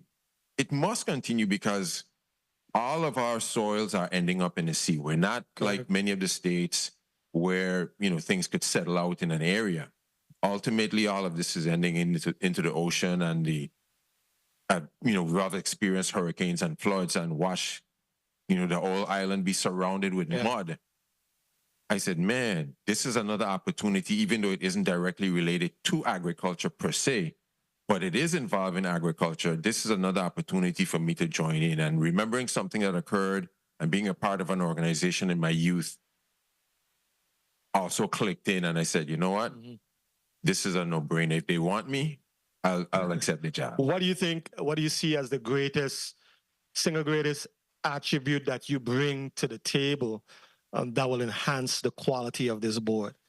The fact that both my networking with my years of being with the Extension Service, along with the fact that I provided things like composting training, sustainable farm management for small farmers, plus my own experience in doing a little farming, working with DPNR, working with people like Nate. Nate is an excellent example of conservation in a large, wide area. Those things combined, like I said, and also with the networking, because part of the reason why I came back home, I could have stayed like many Virgin Islanders away. Sure. Is because I had begun to develop relationships with people who could help the Virgin Islands move forward. I could be in a way different position right now, but I got you. I'm making those connections. There are people who want to help. Thank you for that. Somebody has to be here to help direct that. Thank you for that. I'm going to ask this question to you. I know that Dr. Olive mentioned or elaborated a little bit about thoughts on climate change, and I wanted you to weigh in a little bit about climate change here, its impact in the Virgin Islands. Are we aware of its impact? Are we doing enough intentionally with regards to just climate change adaptation, as well as what we can do to minimize its impact? Your thoughts on that and your role on this board. How can you speak to climate change? Is there a role for a member of the board for the Conservation District to address issues of climate change here in the territory? Olive or your friend? Both you first, and then we'll have Dr. Olive. Okay, absolutely. And as part of the Conservation District, we cover everything. It covers soil, it covers erosion, it covers tree canopy, and one of the other resources that I have is the fact that I'm a certified arborist, both national and international, and the push for canopy cover over the territory is absolutely necessary. So those are some of the kinds of things that we would be looking at projects to institute in the Conservation District. Thank you very much. Madam Chair, I know that my time was called. If I can just have Dr. Olive respond to that. Yes. Thank you. Ecological thinking. That's what we need. That's what we need to bring together to teach. We have it. I like fish. I like coral reefs. They inspire me so much, and to watch them decline so much. They've done studies that show that what happens on land is that, when you have these global things like the raising of sea temperatures, it creates coral bleaching, and that weakens the corals. They can't eat for half the day. So they die when they get other diseases. A lot of they're more resilient when what's happening in the land isn't dumping as much nitrogen and heavy sediment load into the reef. So, we need to think about how the land combines with the sea, and then everybody wants to see more fish in the sea. Everybody wants to return to the days you went out and there were lobster right out there in the traps. And so the other part is the government. What excites me, to answer your question, is I see everything is on the cusp. When I talk to people, everybody believes that local food we should have it in the schools. We should have it everywhere. They believe that we should have forests. We should have more beautiful, I feel like across the board, there's a lot of commonality, but things operate in silos. And so we need ecological thinking for the decision-making and for the sharing of resources, for leveraging what is going on, working together, not separately, to solve these ecological problems that we face. Thank you very much for your feedback. Thank you for your information. Thank you for your willingness to serve, gentlemen, at the appropriate time. I will vote in the affirmative for both of you to be appointed to this very valuable board. Thank you very much for your flexibility, Madam Chair. You're welcome. Senator Franklin D. Johnson, you may proceed with 6 minutes. Good morning, Madam Chair. Thank you very much for this opportunity. Good morning to my colleagues. Good morning to the testifiers. Good morning to the young ladies of PAL. Welcome. Hope you guys are learning a lot here today about farming at least. And I think when Mr. Nate spoke, he talked about we importing 90% of our food. 90%, that's a lot.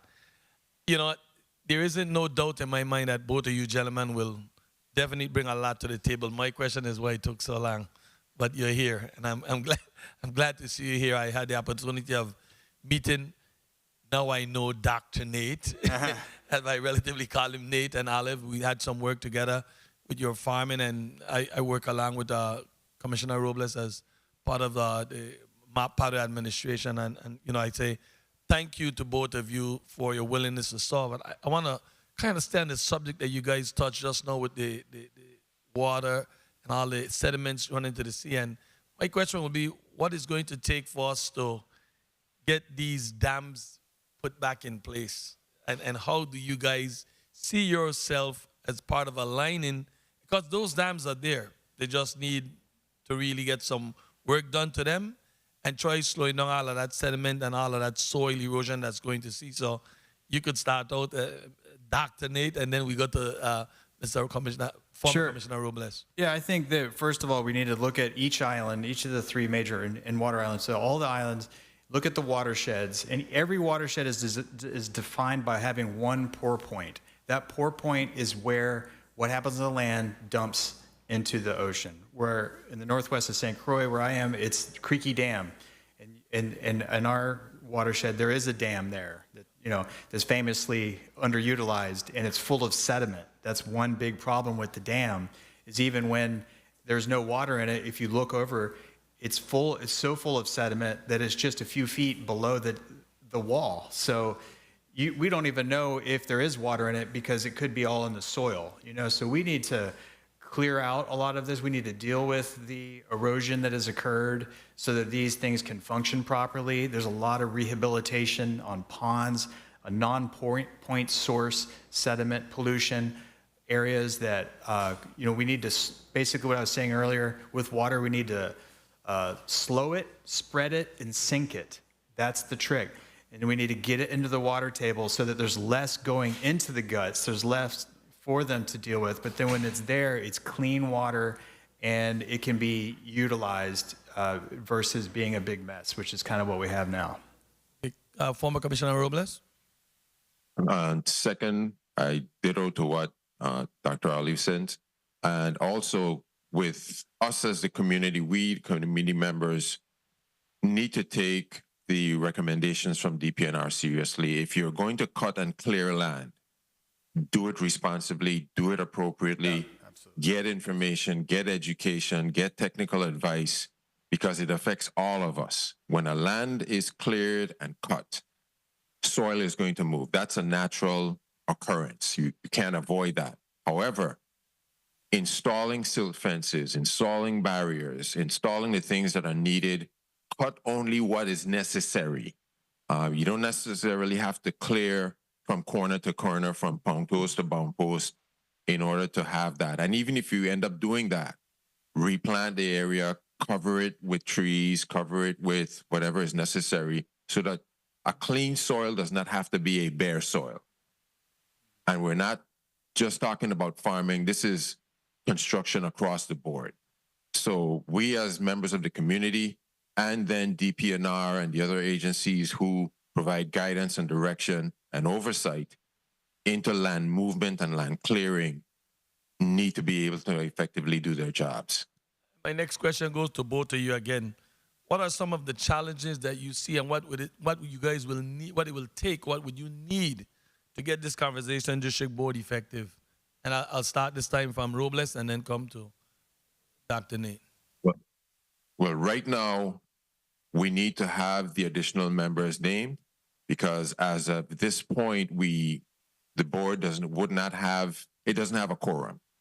So they can meet and have a conversation But unless we have at least 6 persons appointed by the governor and approved by this body and the others that represent the territorial government, we could just have conversations, but we can't take any action. That is absolutely number one for us to move. Then some start responding, because once we do get a quorum, if we have to go to national meetings or if we have to invite someone in, we can at least start something in executing our responsibilities.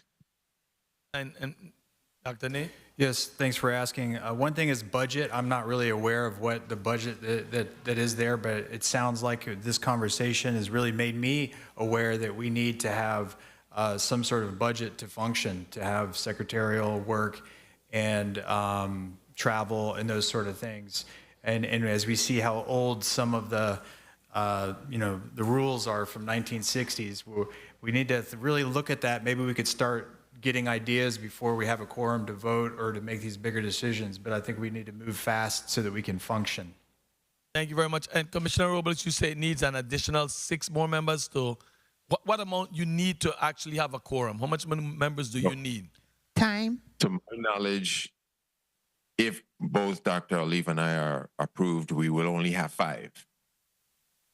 And the So total, we can't do any official business. total number of members are? Huh? Total number of members are that you actually 11. need?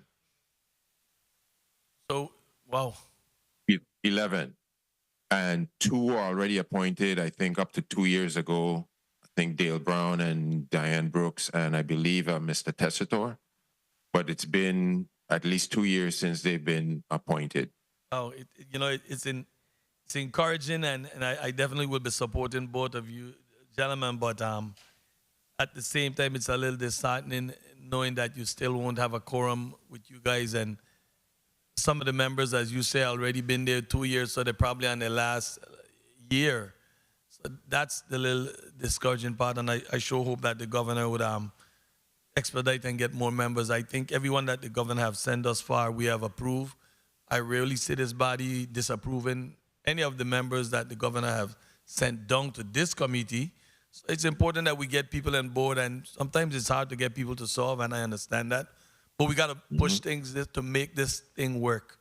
Farming is very essential, conservation is very essential, and if we stay here and not have this board doing the role and the job that they can do to execute and make things happen, we're stalemate. And as Dr. Nate said earlier, more ever you're hearing about farming, about the need for us to really take agriculture serious. If we can't feed ourselves with some of the simple produce like tomato, cucumber, lettuce, we have to continue bringing all of this food in. There could be a day we could find ourselves looking for something to eat. Again, thank you both gentlemen for willing to serve, and I wish you all the best in your endeavor. Thank you very much, Madam Chair. Thank you, Senator Johnson. At this time, Mr. Robles, you wanted to make a comment? Yes, I just wanted to add to the conversation, and I know both Nate and I are associated exclusively with agriculture, which is nice.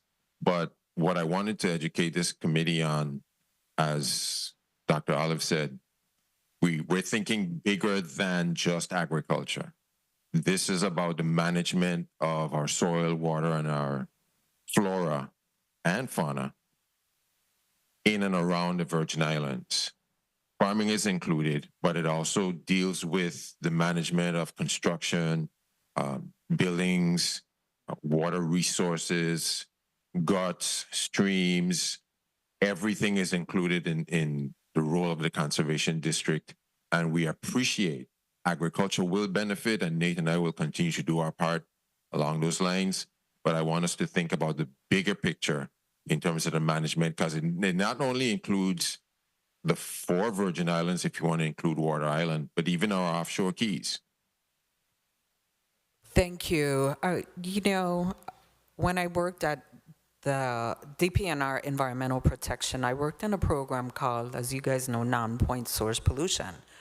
And it is so important, as you guys sit here and you talk about that we as a people, we need to be the protectors, and we need to learn that throwing things in the gut, taking your used oil from the cars that you change yourself, that you think that you're killing the grass, but you contaminating groundwater. There's a lot of things that we as individuals thought it was good then, but it has a serious environmental impact. It has an impact to the groundwater. So, you know, this education and outreach is very important to the territory, and that's why, you know, programs in the departments is very important that they continue to do these missions of educating the public, because it's very important.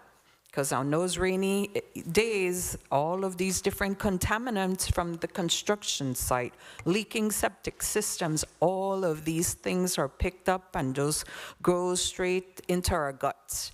So, as I tell you, I used to eat, sleep, and drink this stuff protecting the environment. That's why I'm passionate.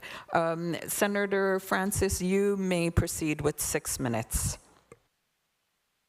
Thank you very much, Madam Chair. Good morning to you. Good morning to my colleagues. Good morning to the nominees. Good morning to the people of the Virgin Islands. Of course, good morning to our students from PAL, Police Athletic League, and it warms my heart to see these young ladies here today, and you know of my passion and my feelings for VIPD and PAL.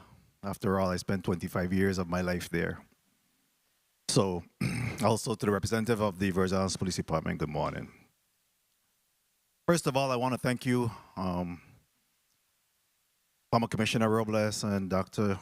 Olive, for accepting the challenge of this nomination to serve on this very important board. And to remind you that there's no pay. A lot of work for no pay. So thank you for doing that. And you realize there was no pay, right? I did. Oh, absolutely. Yeah, that's just a light moment, but certainly thank you. We do need volunteers in our community, and we appreciate that. So I had to step out, so if there's any question that have been already asked and answered, certainly let me know and we could just move on. But one of the things that was mentioned, especially by you, Dr. Olive or Nate, is in regards to the National Heritage Area designation. That's right. Which I think is extremely important, and I was a strong advocate for that for a number of years. What do you see as the benefit of us, the Virgin Islands and St. Croix in particular, being designated National Heritage Area? Well, the benefit of it is that it will bring technical assistance and funding to help succeed in the initiatives that are driven and defined by the people of what the Virgin Islands Crucians, because it's St. Croix, see as their important natural and cultural heritage. When we did the public participation process with the Park Service, that's what I centered my PhD dissertation on. And we really went deep to hear from people about how they define that. And what came out is that there's a lot of care about the natural environment and culture and how it intertwines. And there's a lot of things still alive, and that's the heritage. So I think that it was just designated. They're working on creating a plan, which will then be approved, and then that will open up, once the plan is in place, more technical assistance and funding for these initiatives. Thank you for saying that, and there's no question in my mind that both of you are certainly suitable and qualified for this position. I would never begin to second guess that. And truly, when we see, based on the Virgin Islands Code, there's a lot of room for amendment to your scope of responsibility. Do you agree with that? Yes. How would you submit, each of you real quickly, how would you submit that as be addressed? Do you believe that the core members of this board now should be able to send recommendations to this body or through the governor so that we can make those amendments? Carlos Robles, yes, Senator. Yes, I believe so. Very well. So I look forward to getting those recommendations at some point so we could move those things forward. So we spoke a little bit about food security and food sustainability here, and you made the point that your role is not just about agriculture, but more importantly, the environment, the topography of the Virgin Islands. And by the way, as we traverse these islands here in St. Croix in particular, we have several locations that our topography differs. Right. We have Caliche. When you go down into the Sandy Point area, you have a different soil. We have some soils up in the Calcahoon, Mumbajou, Glen area that opens up and creates like veins and stuff like that. So my question to you is, how do we address the issue of not having a one-size-fits-all in terms of our legislation or policies and regulations? Because again, based on where you may be located, the soil differs. Yeah, I could answer that. I mentioned earlier about, I believe that we need to look at these units as watersheds and look at them one at a time, because if you're talking about soil and erosion, that pour point that each watershed has one of, that's how it's defined. That is the unit. And a lot of the watersheds we see in the soil type, there are soil type maps of the Virgin Islands, and you're exactly right. There's different soil profiles. They're rocky, there's different slopes and terrains and levels of rockiness, texture, and all those things. They will usually require a different, management based on that. Like, we wouldn't put a steep road in on a very steep slope without certain, best operating procedures in place for that construction, but you could do that in the flatter area that has the clay soil. So those things are always going to be taken into account, but I think the watershed level is what we need to look at for the biggest environmental benefit. So a quick story. We were able to get a conviction of a crime that was committed many years ago over at Sandy Point because the soil in Sandy Point was just germane to that location. And we were able to determine that, in fact, the results of that soil being on a vehicle's wheel could have only been because that person had been to Sandy Point. So again, this soil is very important. Real quickly, in regards to, and I know that there were some questions. Wow, that was fast. Madam Chair, may I just You may conclude, Senator. Well, we won't touch the global warming and climate change since I heard that might have been addressed. But I wanted to ask you, in regards to the whole issue of education, how do we begin to continue to educate the public, and what mechanism should we use in order to educate the public in regards to the proper maintenance of our soil, the erosion that's occurring, our guts and those type of things? How do we bring that to the attention? And it's a twofold. And let's talk a little bit about technology. How can we incorporate technology into the work that you're doing as well? If you just answer those two things real quickly with the remaining time, I'll appreciate it. Thank you very much, Madam Chair. Mr. Robles, you want to? That for Getting me? out, having like the young people there as they are today, but going back, using the various mediums, all of them, social media, normal, regular things like radio, TV, all the mediums as an opportunity to transfer information in the simplest form, Sesame Street style, to everyone at every level. And that's something I think that does not happen often enough from some of our agencies, and including nonprofits. So providing that information in any form, any type, supporting organizations that promote that type of thing also works well in helping to get the message out. There was another question that you asked could you repeat the second part of your question, Senator? Yeah, I was asking about technology. How do we incorporate and utilize technology in the work that you're intending to do? Absolutely. One of my favorite agencies, of which I had used while I was Commissioner of Agriculture, was the office that is under Lieutenant Governor's office. That's GIS information. And they are one of the most underutilized agency among government offices. They have the capacity to map, and with the updated LiDAR technology and drone cameras that they have already begun to map portions of the Virgin Islands. They're using it for the road project, but we had them use it to map all the lands for the Virgin Islands Department of Agriculture, as well as other projects. So using the current technology allows us to be able to to make decisions a lot quicker, because rather than we don't have someone to be able to go to an area, or we don't have a resource person. We could pull this entire watershed up on a map, and through video conferencing and Zoom and all the other adaptive technologies, we could have conversations with individuals around the world regarding our local situation to help make, solid management decisions. Senator, proceed. Thank you. Just real quickly, one other issue that we talk about is in terms of the amount of people that's actually named to the board, the members, and the lack of a quorum. How do you propose that the lack of quorum be addressed? I am recommending perhaps allowing for the majority, for the membership to be reduced, and that the majority on a sunset, reasonable time base be able to make some decision in the meantime until you could have all of the members, or the reduction of the required number of individuals to serve on this board.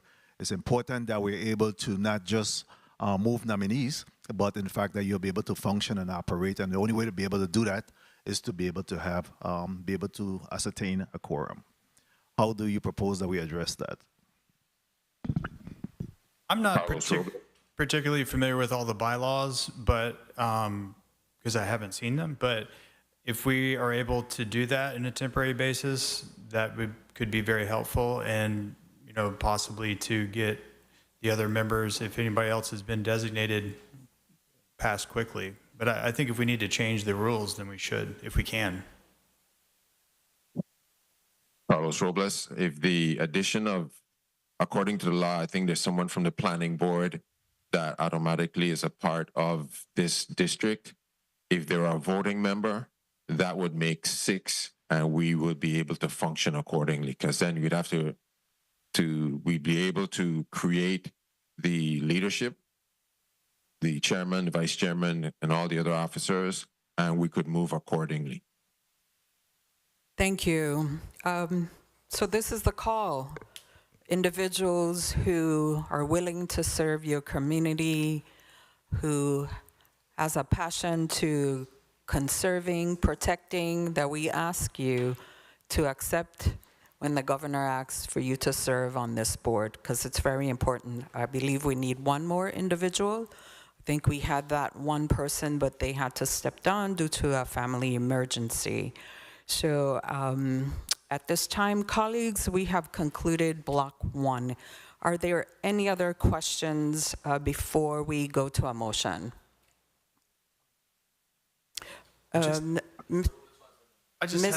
Well, I will give you guys a closing remark. So would you, okay, sure. Would you want to take that now, or it was a question or a concern? I was just wondering if my letters of recommendation had been received. Yes, we received it. That's all. Thank you. Yes. So at this time, I will allow you to give like 30 seconds to wrap up, and then we'll go to Mr. Robles. Well, thank you very much for the opportunity and for the time this morning, and for everybody out there listening. It's been an honor, especially with Mr. Robles, who I admire so much, in the same session, and I look forward. I can already see us working well together just in this conversation. And I asked the Senate to help approve a budget and whatever we need to get the quorum going. And I think that us and the other members will do some good things, and very excited about it. Thank you. Thank you. I appreciate you, your willingness to serve. Mr. Robles. First of all, I want to thank the Honorable Albert Bryan for nominating me, and the individuals in the Virgin Islands Department of Agriculture who had the confidence that I could fill this position. As a product of the Police Athletic League playing baseball, I want to salute the Police Athletic League for still being involved and engaged. And along those lines, if there's one thing for youth that I would probably look at, see if we could implement as a conservation district, is something that I grew up in. It's called the Youth Conservation Corps. Growing up in the Youth Conservation Corps that summer, having an opportunity to create coral reefs out at Tyers, visiting the Department of Agriculture. It was an ideal time for me to get exposed to the natural resources of the territory. And if there's one thing that I would probably think of, if we could do this as a conservation district of looking to reinstitute and bring back for the summer, is the Youth Conservation Corps. Thank you for the opportunity to hear my testimony this morning. Thank you to the people of the Virgin Islands for your confidence, and we look forward to see where this leads. God bless. Thank you, Mr. Robles. At this time, I would like to acknowledge committee member, Senator Kenneth Gittins. At this time, I would, the governor's nomination for Dr. Nathaniel Olive, Lawn Occupier for the Virgin Islands Conservation District of St. Croix. I will entertain a motion. Motion, Senator James. Motion. You may proceed. Madam Chair, I move that the governor's nomination of Dr. Nathaniel Olive to the Virgin Islands Conservation District of St. Croix, be voted upon favorably in this committee and be forwarded to the full body for further consideration and action. I so move. Motion properly made by Senator Maurice James and seconded by Senator Potter, Senator Franklin Johnson. Did I hear another second on this side? And Senator Angel Borges. Roll call on the nomination. Senator Angel L. Borges Jr., Senator Borges Jr., yea. Senator Diane T. Capehart. Yes. Senator Capehart, yea. Senator Kenneth L. Gittins. Senator Gittins, yea. Senator Maurice C. James. Yes. Senator James, yea. Senator Franklin D. Johnson. Yay. Senator Johnson, yea. Senator Carla J. Joseph. Senator Joseph, yea. Senator Milton E. Potter. Yes. Senator Potter, yea. Madam Chair, you have 7 yeas. Thank you. The governor's nomination of Dr. Nathaniel Olive, Land Occupier, Virgin Islands Conservation District of St. Croix, has been voted upon favorably by the Committee on Rules and Judiciary and will be reported out of this committee to the full body for further consideration. Do I hear a motion? Motion, Madam Chair. Motion, Senator Joseph, you may proceed. Thank you so kindly, Madam Chair. Madam Chair and colleagues, I move that the governor's nomination of Mr. Carlos Robles, Land Occupier for the Virgin Islands Conservation District of St. Thomas, be favorably voted upon in this committee and reported out to the full body for further action and consideration. I so move. Motion made by Senator Carla Joseph and seconded by Senator Johnson, Senator Borges, and Senator Maurice James. May I have roll call on the nomination? And seconded also by Senator Potter. Roll call on the nomination. Senator Angel L. Borges Jr., Senator Borges Jr., yea. Senator Diane T. Capehart. Yes. Senator Capehart, yea. Senator Kenneth L. Gittins. Senator Gittins, yea. Senator Maurice C. James. Senator James, yea. Senator Franklin D. Johnson. Yay. Senator Johnson, yea. Senator Carla J. Joseph. Senator Joseph, yea. Senator Milton E. Potter. Senator Potter, yea. Madam Chair, you have 7 yeas. Thank you, Madam Clerk. The governor's nomination of Carlos Robles, Land Occupier Nominee, Virgin Islands Conservation District of St. Thomas, has been voted upon favorably by the Committee on Rules and Judiciary and will be reported out of this committee to the full body for further consideration. At this time, I would just like to say congratulations to both of you. You have passed the Rules and Judiciary Committee, and the nominations has been forwarded to the full body for full consideration. I'd just like to say congratulations. Colleagues, at this time, we will take a recess.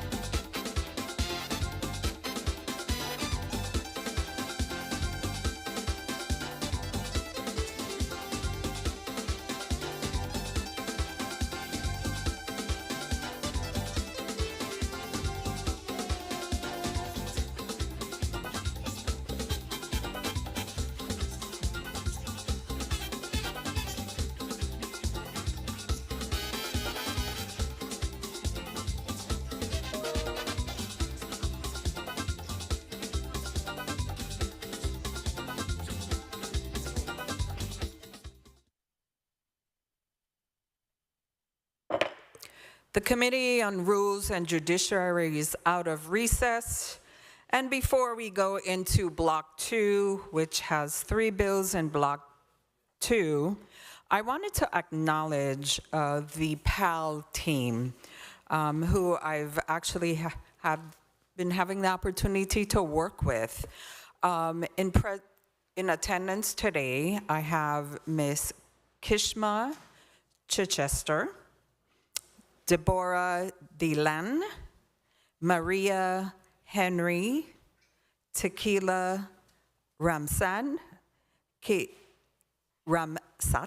and Monique Bonelli, Carice Richards, and Chief Sean Santos was here and he had to leave. So I just want to say thank you for working with me, working with my office to mentor these young ladies. And also we have, I think Ms. Richards is from the National Guard, who's actually partnered with PAL also.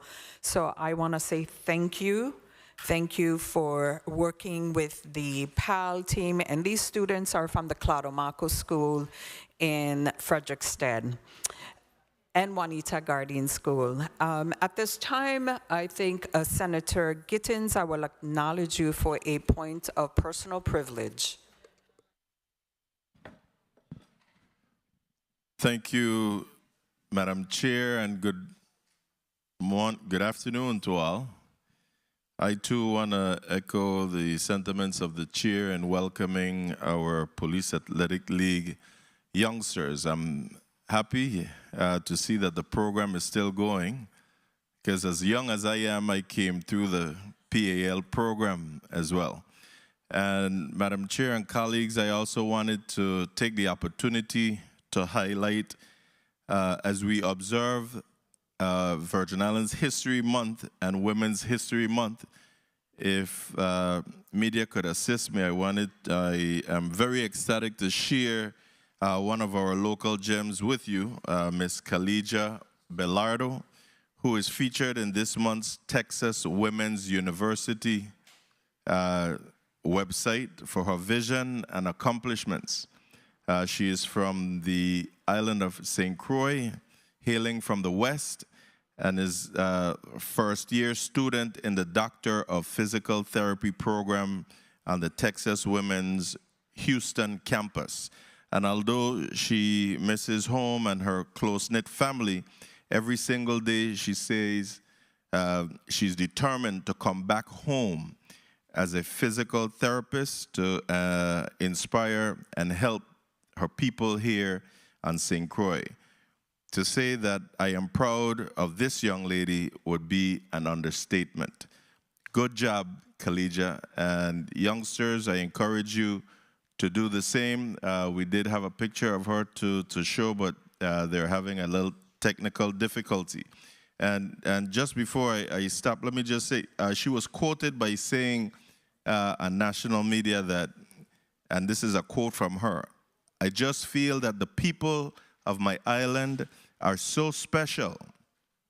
I just love them so much. My life can be great somewhere else, but there is something about being on my island, the energy of my island, the people.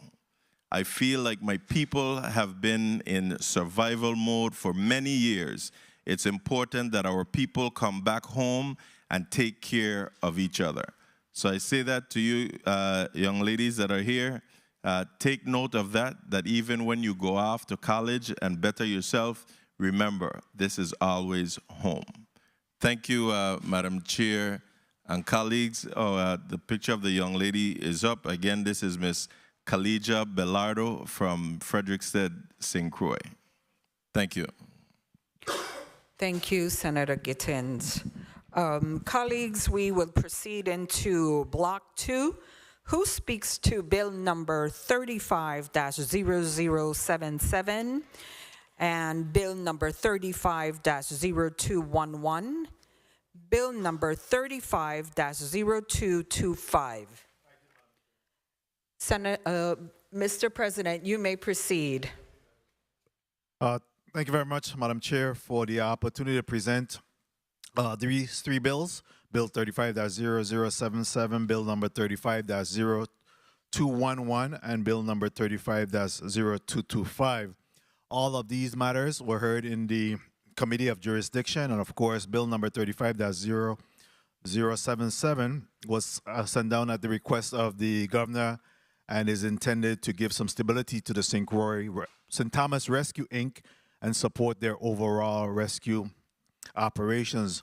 Bill number 35-0077 is an act approving the lease agreement between the government of the Virgin Islands, acting through the Commissioner of the Department of Property and Procurement, and the St. Thomas Rescue Inc.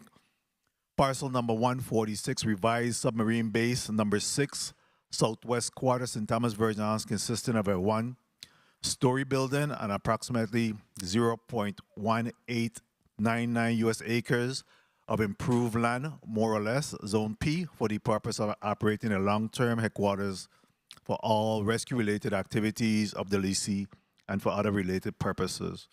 Bill number 35-0211, an act approving the lease agreement between the government of the Virgin Islands, acting through its Commissioner of the Department of Property and Procurement, and James O. Gaston for plot number 9G, VI Corpse Land, Prince Quarter, St. Thomas Virgin Islands, consisting of approximately 653,400 U.S. square feet or 15 U.S. acres of unimproved land, more or less as shown on drawing number A9-5-C008 to be used for crop production and rearing small livestock.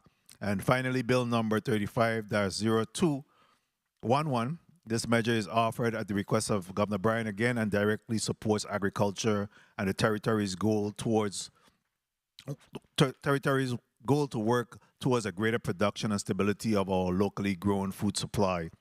And Bill number 35-0225, an act approving the multi-year lease agreement between the government of the Virgin Islands, acting through the Commission of Department of Property and Procurement and the Virgin Islands Center for Architecture, Crafts, and Build Heritage in Croix, Inc., doing business as the Virgin Islands Architecture Center for Built Heritage and Crafts for plot number 8, Church Street, and number 21, 22, and 23 Hospital Street, Christiansted Town, Company Quarters, St. Croix, U.S. Virgin Islands, consisting of two-story masonry buildings to be used for common good, welfare, and education of the people of the Virgin Islands, heritage and cultural legacy, and for other related purposes. This lease would support VIAC's mission to transform the old barracks into an innovative educational center that teaches Virgin Islands youth and others who want to learn historic architecture and building arts, crafts necessary to rehabilitate the large inventory of historic property on the island of St. Croix. Again, I asked for my colleagues' support on these measures, and they were heard in the Committee of Jurisdiction, and now just going through the clearinghouse of the Committee of Rules and Judiciary for further vetting, and I appreciate any support you can give to move these measures forward. Thank you very much, Madam Chair, for the time and opportunity. Thank you, Senator Francis. Colleagues, as the Senator said, that we have already vetted these bills in its Committee of Jurisdiction, but I'm giving everyone the opportunity, if you want to have comments on these three bills in Block 2, I will give everyone 3 minutes.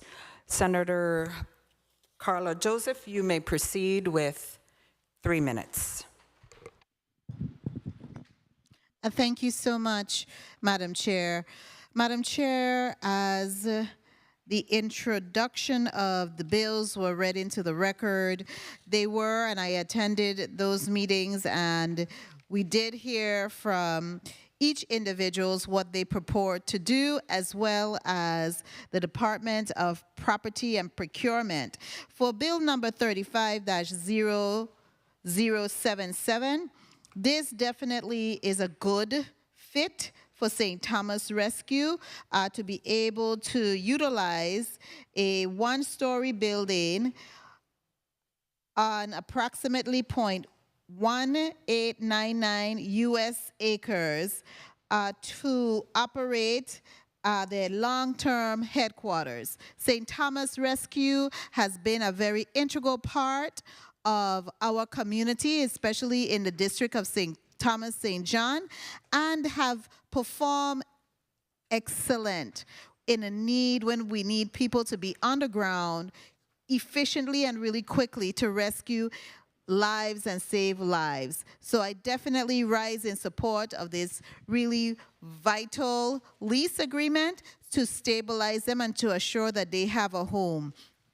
Bills number 35-0211, as well as bill number 35-0225 are really economic boosters for the Island District of St. Croix.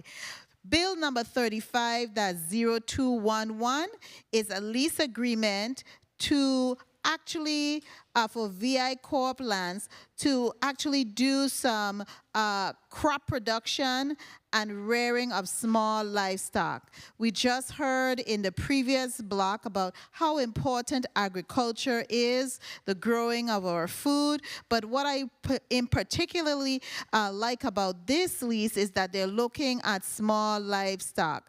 That would be like sheep, goats, pigs. Those are small livestock. So definitely that is geared towards us being sustainable for our food supply. Then we have bill number 35-0225, and in particularly this business, the Virgin Islands Center for Architecture, Crafts, and Build Heritage of St. Croix, and they're doing business as the Architecture Center for Build Heritage and Craft. If I recall, they have already started some of this work and have been able to get funding to support their mission.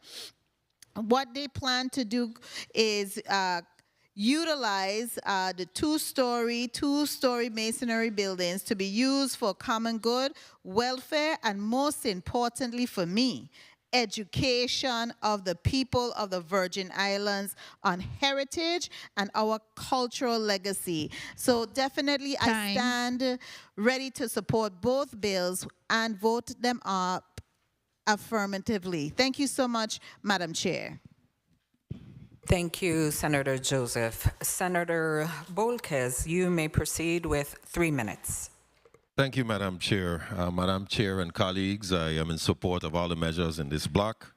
Bill number 350077 ensures that the St. Thomas Rescue, Inc. secures a long-term headquarters bolstering their emergency response capabilities and their commitment to the safety of our people. Bill number 350211 promotes sustainable agriculture and livestock rearing on the island of St. Croix, therefore enhancing our food security and economic diversification. It supports our local farmers, but also moves us closer to agricultural self-sufficiency. As for bill number 35-0225, it facilitates the preservation and the promotion of our rich heritage and culture through education and community engagement. The Virgin Islands Agriculture Center for Built Heritage and Crafts will serve as a beacon of a learning and inspirational center for our residents and perhaps even our visitors. Madam Chair, I rise in support of all these measures and look forward to voting at the appropriate time. Thank you for the time, Madam Chair. Thank you, Senator Bolkes. At this time, we will go to Senator Potter on the island of St. Thomas. Thank you so very much, Madam Chair. Madam Chair, colleagues, I am absolutely supportive of all of the bills in block number 2, beginning with bill number 35-0077, the lease agreement between Property and Procurement and St. Thomas Rescue. Absolutely, this is an opportunity for us to bring a permanent home to this very important, if not indispensable, organization here in the territory. The work that they do is quite literally life-saving, and placing them in a permanent facility is absolutely a good thing. So I am supportive of that initiative for sure. Bill number 35-0211, not a lease agreement between the government of the Virgin Islands, Department of Property and Procurement, and the Virgin Islands, James O. Gaskin, for unimproved land, really to be used for the rearing of small livestock and crop production in the territory. Clearly, that is something that is very positive. We are vulnerable when it comes to food security in our territory. Time. I believe the last testifiers who were here indicated that 97% of our food has been imported. So this gives us a great opportunity to increase our food production. Similarly, I am also very supportive of the final lease agreement, bill number 35-0225, to provide education and heritage and our culture to Virgin Islanders. So at the appropriate time, Madam Chair, I plan to vote in the affirmative for all the bills in this block. Thank you. Thank you, Senator Potter. Senator Gittins, you may proceed with 3 minutes. Thank you, Madam Chair. I wouldn't need 3 minutes. Colleagues, I am poised to support all 3 of these measures at the appropriate time. I just, however, want to highlight 35-0077, that I'll be definitely happy to move that bill forward as we secure a home for our rescue individuals. So at the appropriate time, I'll be voting on all 3 in the affirmative on all 3 measures. Thank you. Thank you, Senator Gittins. At this time, I will just say that I am in support of these measures before this committee today. I understand the need for bill number 35-0077. The St. Thomas Rescue has been in need of a home for a very long time, so I'm very happy to see that it's on a roll. Bill number 35-0211. Also, I understand the need for this, so I am in support. This bill, of course, it says it's to be used for crop production and rearing small livestock. We just came out of a block 1, which addresses and helps to make sure that sustainability, preservation. So I'm hoping that this would help that improvement also of I should say conservation. Bill number 35-0225, I'm definitely in support of this, as they too are looking for a home to preserve our heritage and culture. So I am definitely in support. So the sponsor of these 3 measures, I will allow you to have your 3 minutes, Senate President. Thank you very much, Madam Chair. Again, I simply will take this opportunity to ask for my colleagues' support in moving these 3 bills forward. The bills were vetted in the Committee of Jurisdiction and now being processed through the Committee of Rules and Judiciary and will be sent on, once approved, to the full body for further consideration, which will be March the 25th. So I'm asking for my colleagues' support in moving these measures forward and continue the work that have started in these 3 very, very important economic drivers for the territory. Thank you very much, Madam Chair. Thank you, Senator Francis. At this time, excuse me, do I hear a motion? Motion, Senator Gittins. Thank you, Madam Chair and colleagues. I move that bill number 35-0077, an act approving the lease agreement between the government of the Virgin Islands acting through its commissioner of the Department of Property and Procurement and St. Thomas Rescue, Inc., parcel number 146, revised submarine base number 6, Southwest Quarter, St. Thomas, Virgin Islands, consisting of a one-story building on approximately 0.1899 U.S. acres of improved land, more or less, zoned P for the purpose of operating a long-term headquarters for all rescue-related activities of the leasee and for other related purposes. I so move. Motion properly made by Senator Kenneth Gittins and seconded by Senator Carla Joseph and Senator Bolkes. Did I hear another second?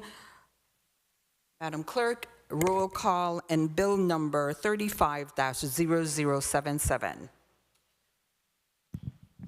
Senator Angel L. Bolkes Jr. Senator Bolkes Jr., yea. Senator Diane T. Capehart. Yes. Senator Capehart, yea. Senator Kenneth L. Gittins. Senator Gittins, yea. Senator Maurice C. James. Senator James absent. Senator Franklin D. Johnson. Senator Johnson, yea. Senator Carla J. Joseph. Senator Joseph, yea. Senator Milton E. Potter. Senator Potter, yea. Madam Chair, you have 6 yeas, 1 absent. Thank you, Madam Clerk. Bill number 35-0077, an act approving the lease agreement between the Government of the Virgin Islands, acting through its Commissioner of Department of Property and Procurement and St. Thomas Rescue, Inc., parcel number 146, revised submarine base number 6, Southwest Quarter, St. Thomas, Virgin Islands, consisting of a one-story building on approximately 0.1899 acres, U.S. acres of improved land, more or less Zone P, for the purpose of operating a long-term headquarters for all rescue-related activities of the leasee and for other related purposes, has been voted favorably by the Committee on Rules and Judiciary and will be reported out of this committee to the full body for full consideration. Do I hear a motion on bill number 35-0211? Motion, Madam Chair. Motion, Senator Carla Joseph.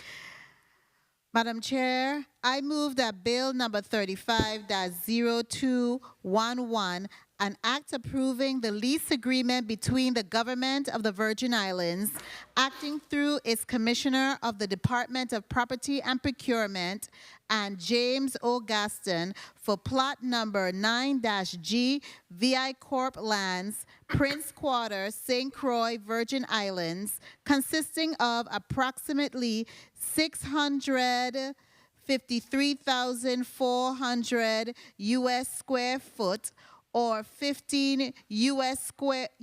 acres of unimproved land, more or less, as shown on drawing number A9-5-C008, to be used for crop production and rearing small livestock, be voted upon favorably in the Committee on Rules and Judiciary and forwarded to the full body for further consideration and action. I so move. Motion properly made by Senator Carla Joseph and seconded by Senator Angel Bolkes. Madam Clerk, may I have roll call on bill number 35-0211? Senator Angel L. Bolkes Jr. Senator Bolkes Jr., yea. Senator Diane T. Capehart. Yes. Senator Capehart, yea. Senator Kenneth L. Gittins. Yes. Senator Gittins, yea. Senator Maurice C. James. Senator James absent. Senator Franklin D. Johnson. Yes. Senator Johnson, yea. Senator Carla J. Joseph. Yes. Senator Joseph, yea. Senator Milton E. Potter. Senator Potter, yea. Madam Chair, you have 6 yeas, 1 absent. Thank you, Madam Clerk. Bill number 35-0211 11, an act approving the lease agreement between the government of the Virgin Islands, acting through its commissioner of Department of Property and Procurement, and the St. Thomas Rescue Inc., parcel number 146, revised submarine base number 6, Southwest Quarter, St. Thomas, Virgin Islands, consisting of a one-story on approximately 0.1899 U.S. acres of improved land, more or less Zone P, for the purpose of operating a long-term headquarters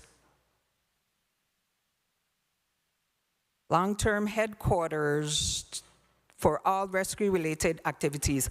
I'm sorry, I am reading the last one. I am sorry. So bill number 350211, an act approving the lease agreement between the government of the Virgin Islands, acting through its commissioner of Department of Property and Procurement, and James O. Gaston for plot number 9G VI Corp Lands, Prince Quarter Street, St. Croix, Virgin Islands, consisting of approximately 653,400 U.S. square feet or 15 U.S. acres of unimproved land, more or less as shown on drawing number 9A-5-C008, to be used for crop production in rearing small livestock, has been voted by this Committee on Rules and Judiciary favorably and will be forwarded from this committee to the Committee for the full body for full consideration.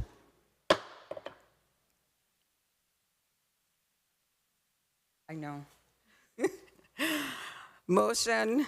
Motion, Madam Chair. Motion, Senator Carla Joseph.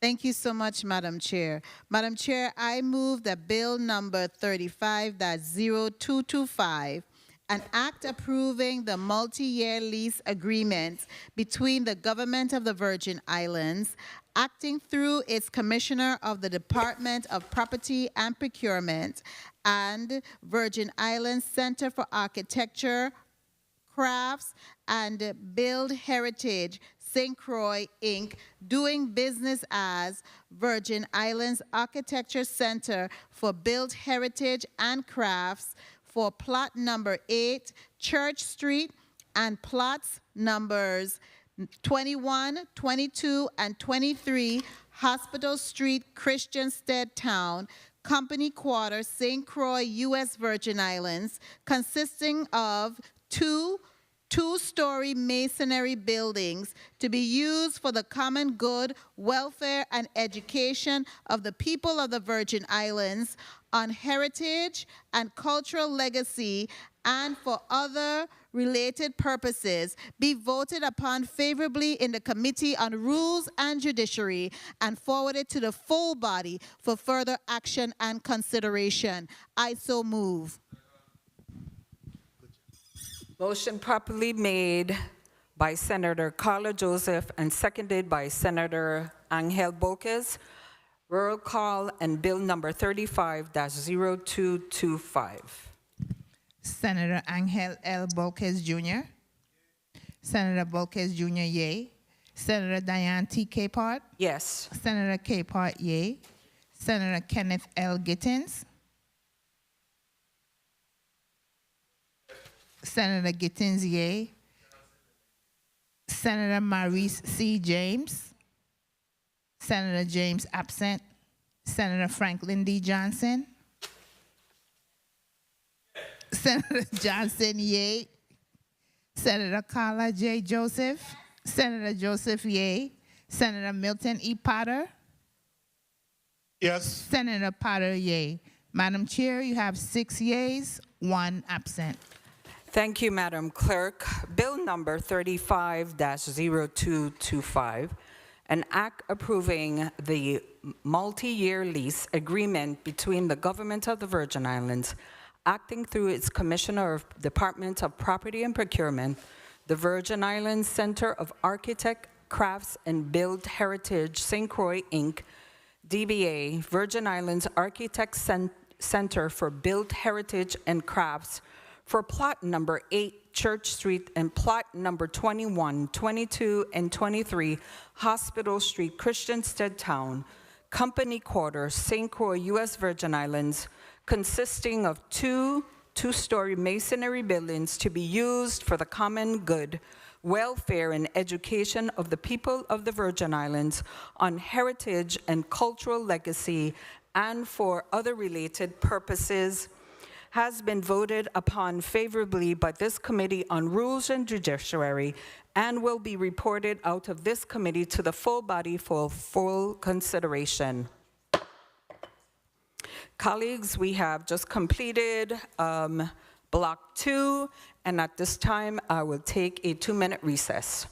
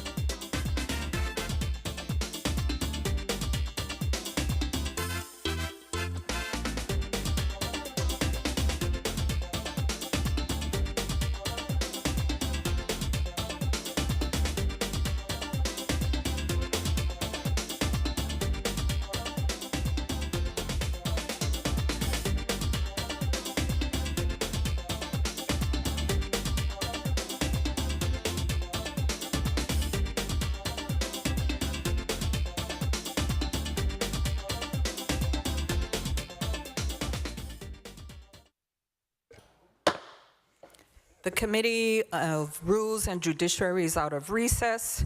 Colleagues, we are now ready for Block 3, and I will ask Bill number 35-0133. Who speaks on this bill? You may proceed, Senator Bolquez. Thank you, Madam Chair.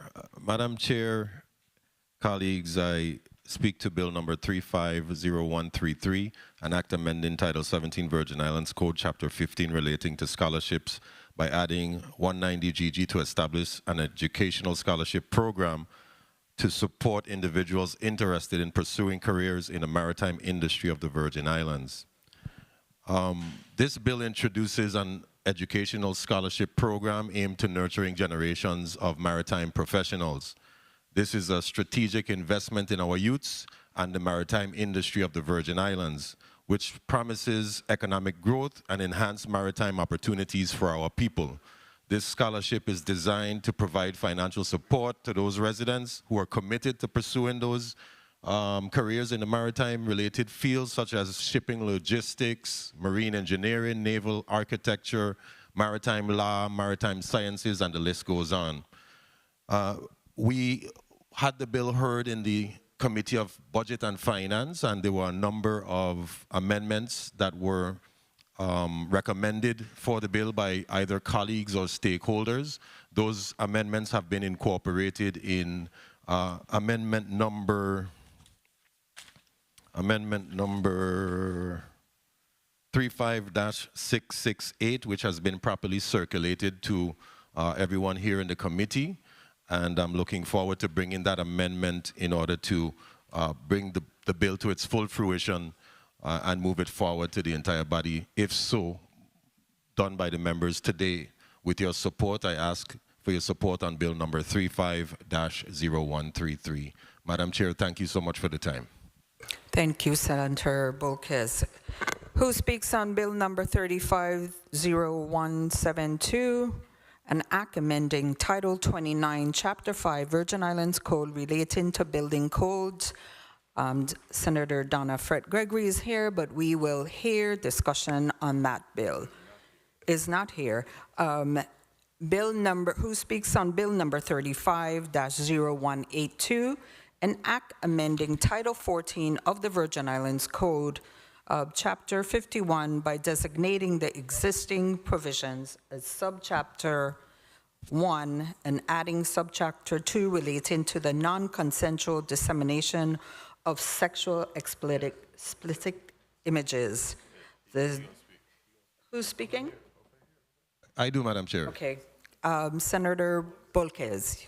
Thank you, Madam Chair. Madam Chair and colleagues, I rise in support of Bill number 35-0182, an act amending Title 14 of Virgin Islands Code, Chapter 51, by designating the existing provisions as Subchapter 1 and adding a Subchapter 2 relating to the non-consensual dissemination of sexually explicit images.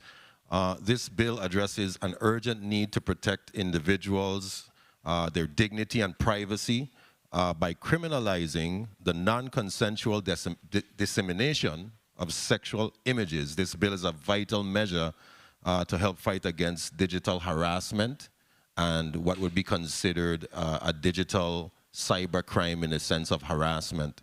I do commend the bill sponsor, the original bill sponsor, Senator Donna Fred Gregory, for the work that she's done. I am a sponsor as well, along with many other senators that have signed on to this measure. This is a step forward in securing the privacy of our digital age, and I see this as a very important measure for our young people, especially. So I look forward to voting in the affirmative at the appropriate time. Thank you, Madam Chair. Thank you, Senator Bolquez. Who speaks to bill number 35-0218? An act amending Title 24 Virgin Islands Code, Chapter 12, relating to the unemployment benefits. The bill sponsors stepped away, but colleagues, we would proceed with 3 minutes in this block, starting with Senator Carla Joseph. You may proceed, 3 minutes.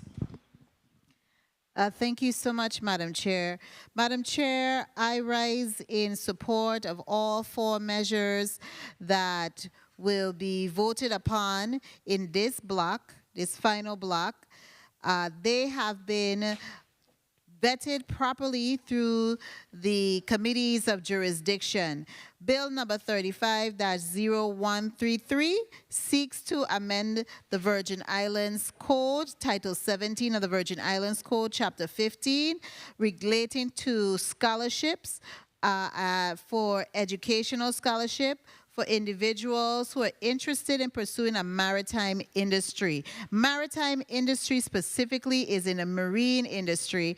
And of course, we know that this is one of the demand-driven industries that we have here in the Virgin Islands. So I'm in full support of this piece of legislation, and I would like to commend the bill sponsor. I understand that an amendment is going to be coming forward. Now, bill number 35-0172 is related to our nationally recognized consensus-based codes.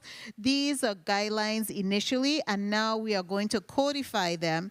The Commissioner of Department of Department of Planning, Natural and Resources, the Honorable Jean-Pierre Oriol mentioned that this is all that this seeks to do. So we are really increasing our building codes and using consensus-based codes and standards to amend the codes to put the best interests of the territory in the forefront.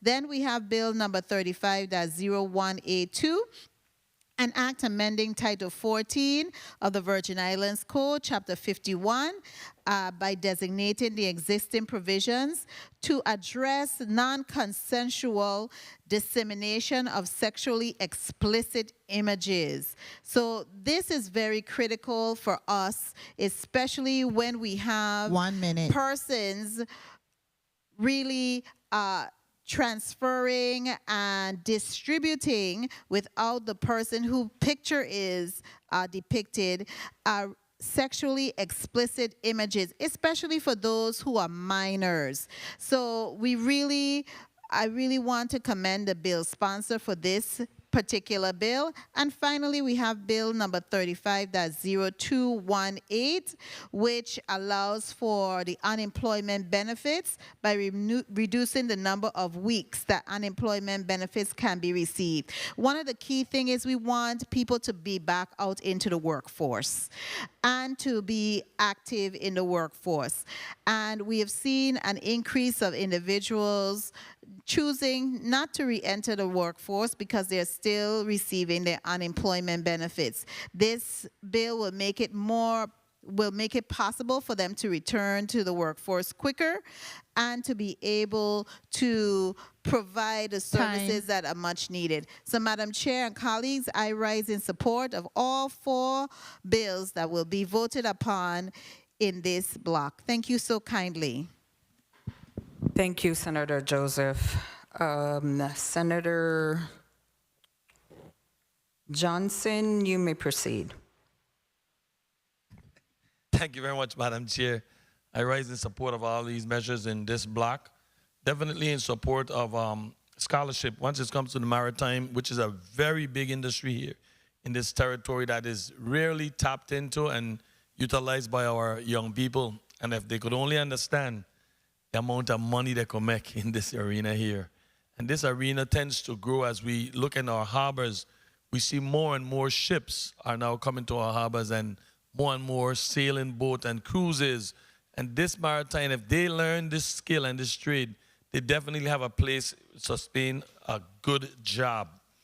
I also support Bill 35-0172. Building codes is very essential. Sometimes if I'm but about it because sometimes it's very difficult and it's a costly endeavor to build. But if we don't start building strong and more resilient every time a storm comes, we stand to run into some situation with our homes and losing our properties.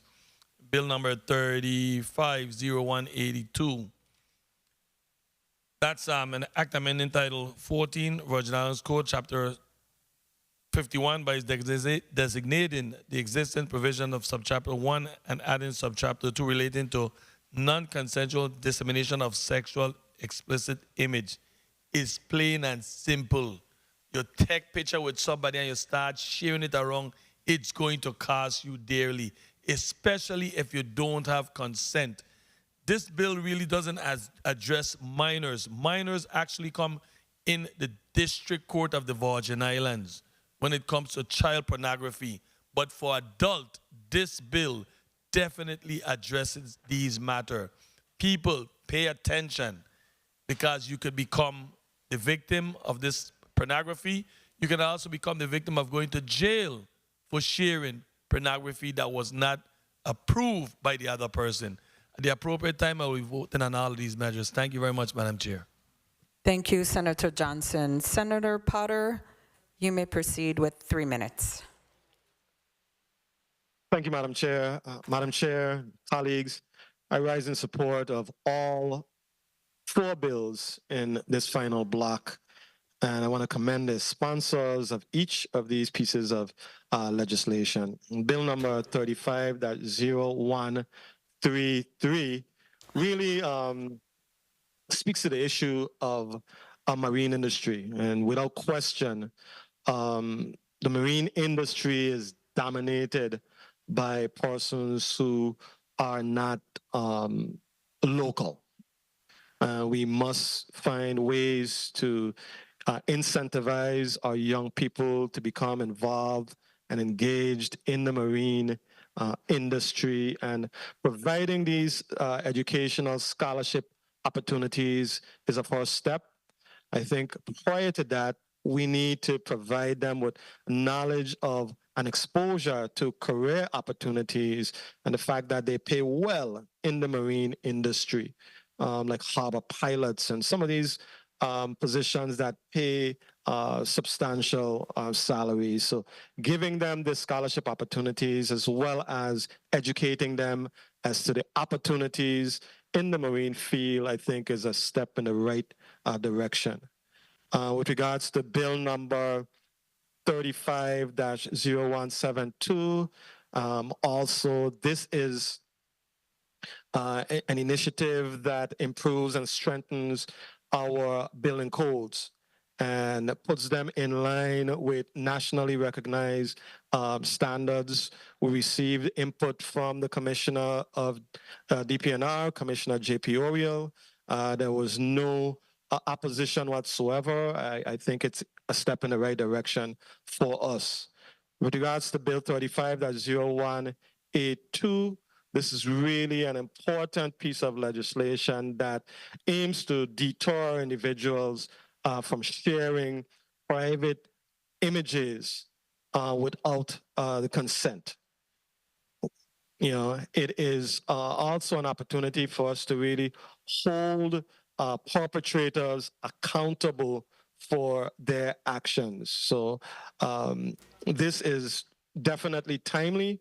At the appropriate time, I absolutely plan to vote affirmatively for that piece of legislation. And finally, Bill 35-0182, which makes revisions to the unemployment benefit laws in our territory by removing what was unintended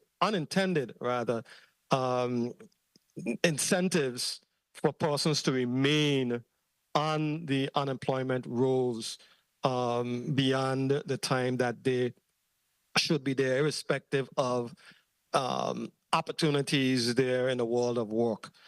So this is good.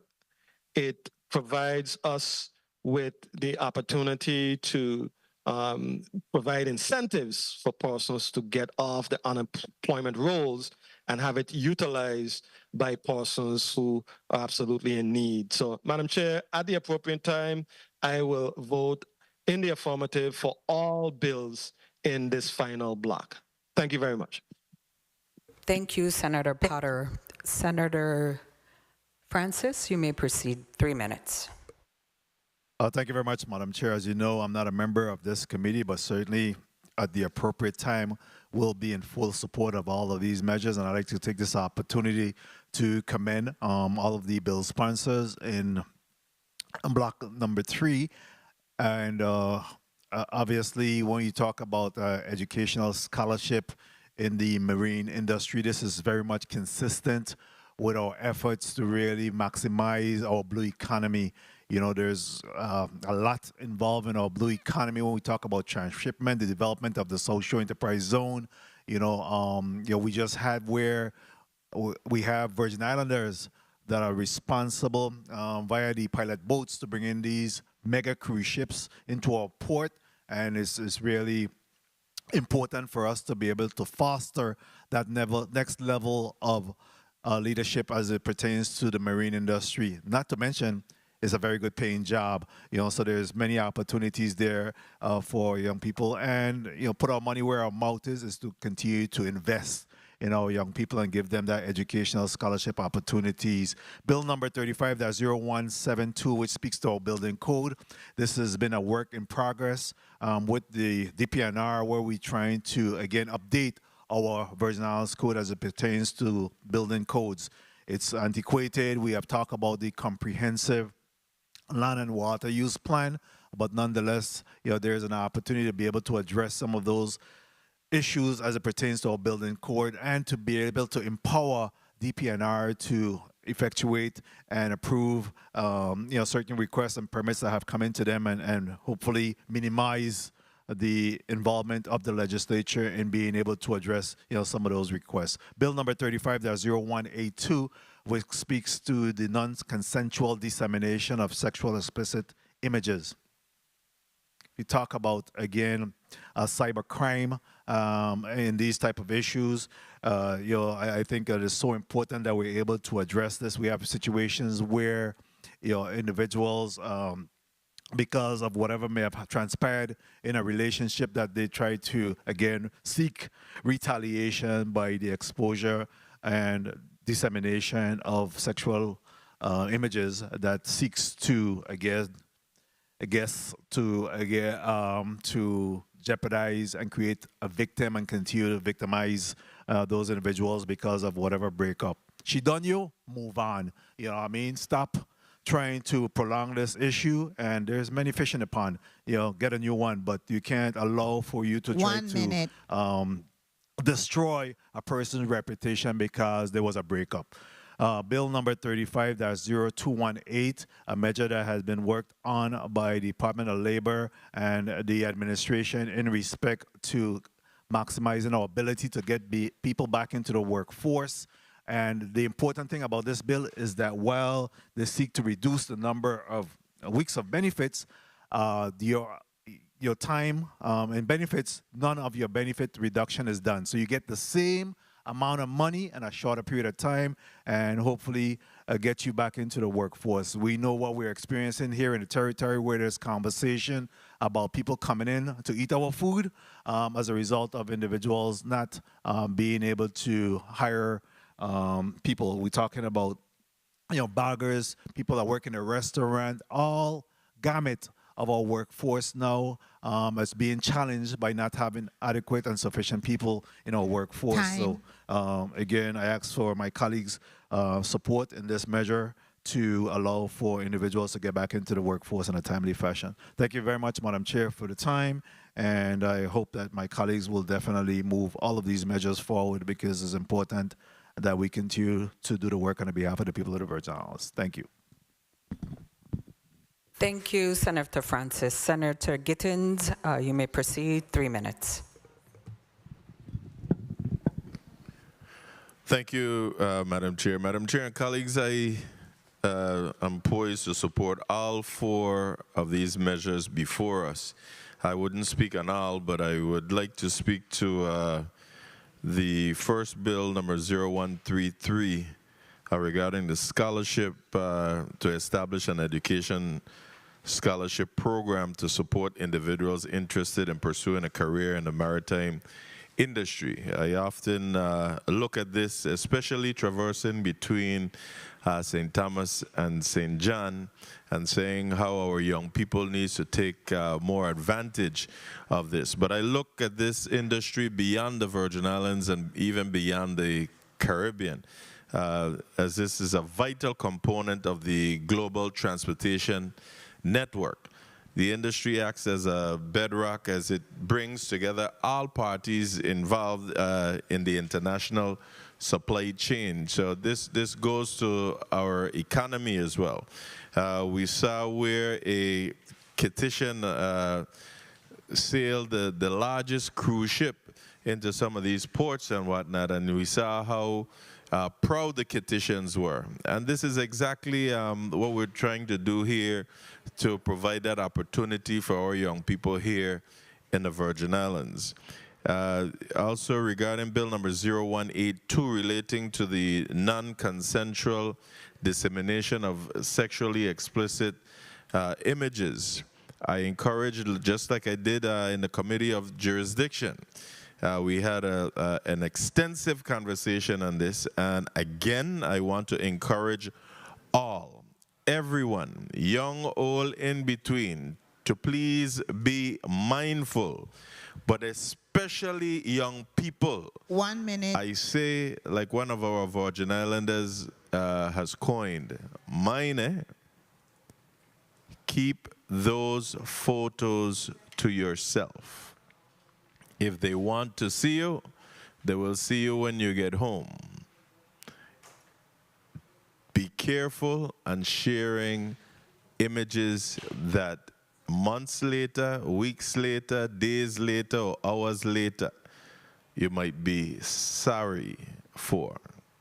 So again, I caution everyone in the exchange of these types of photos via these things, what we so can't leave alone. Madam Chair, thank you. At the appropriate time, I am poised to support all 4 of these measures. Thank you. Thank you, Senator Gittins. At this time, before I entertain Senator Bolkes, I would just like to say myself that I am in support of these measures before us. I just want to particularly talk about Bill number 35-0133. This is very important to the Virgin Islands as we are surrounded by water, as we traverse on the boats into islands, that we need to educate our youth in pursuing careers in maritime industry, from from maintaining them to driving them. They need to be involved in this industry, and I'm an avid swimmer, and to learn to swim. A lot of Virgin Islanders don't know how to swim, and I would be in full support of this measure. Senator Gittins, I just ought to let you know I was offered a job in the Virgin Islands Police Department in the Marine Unit.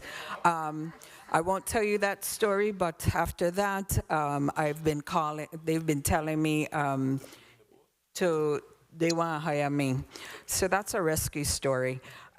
So at this time, I'll entertain Senator Angel Bolkes. You may proceed, 3 minutes.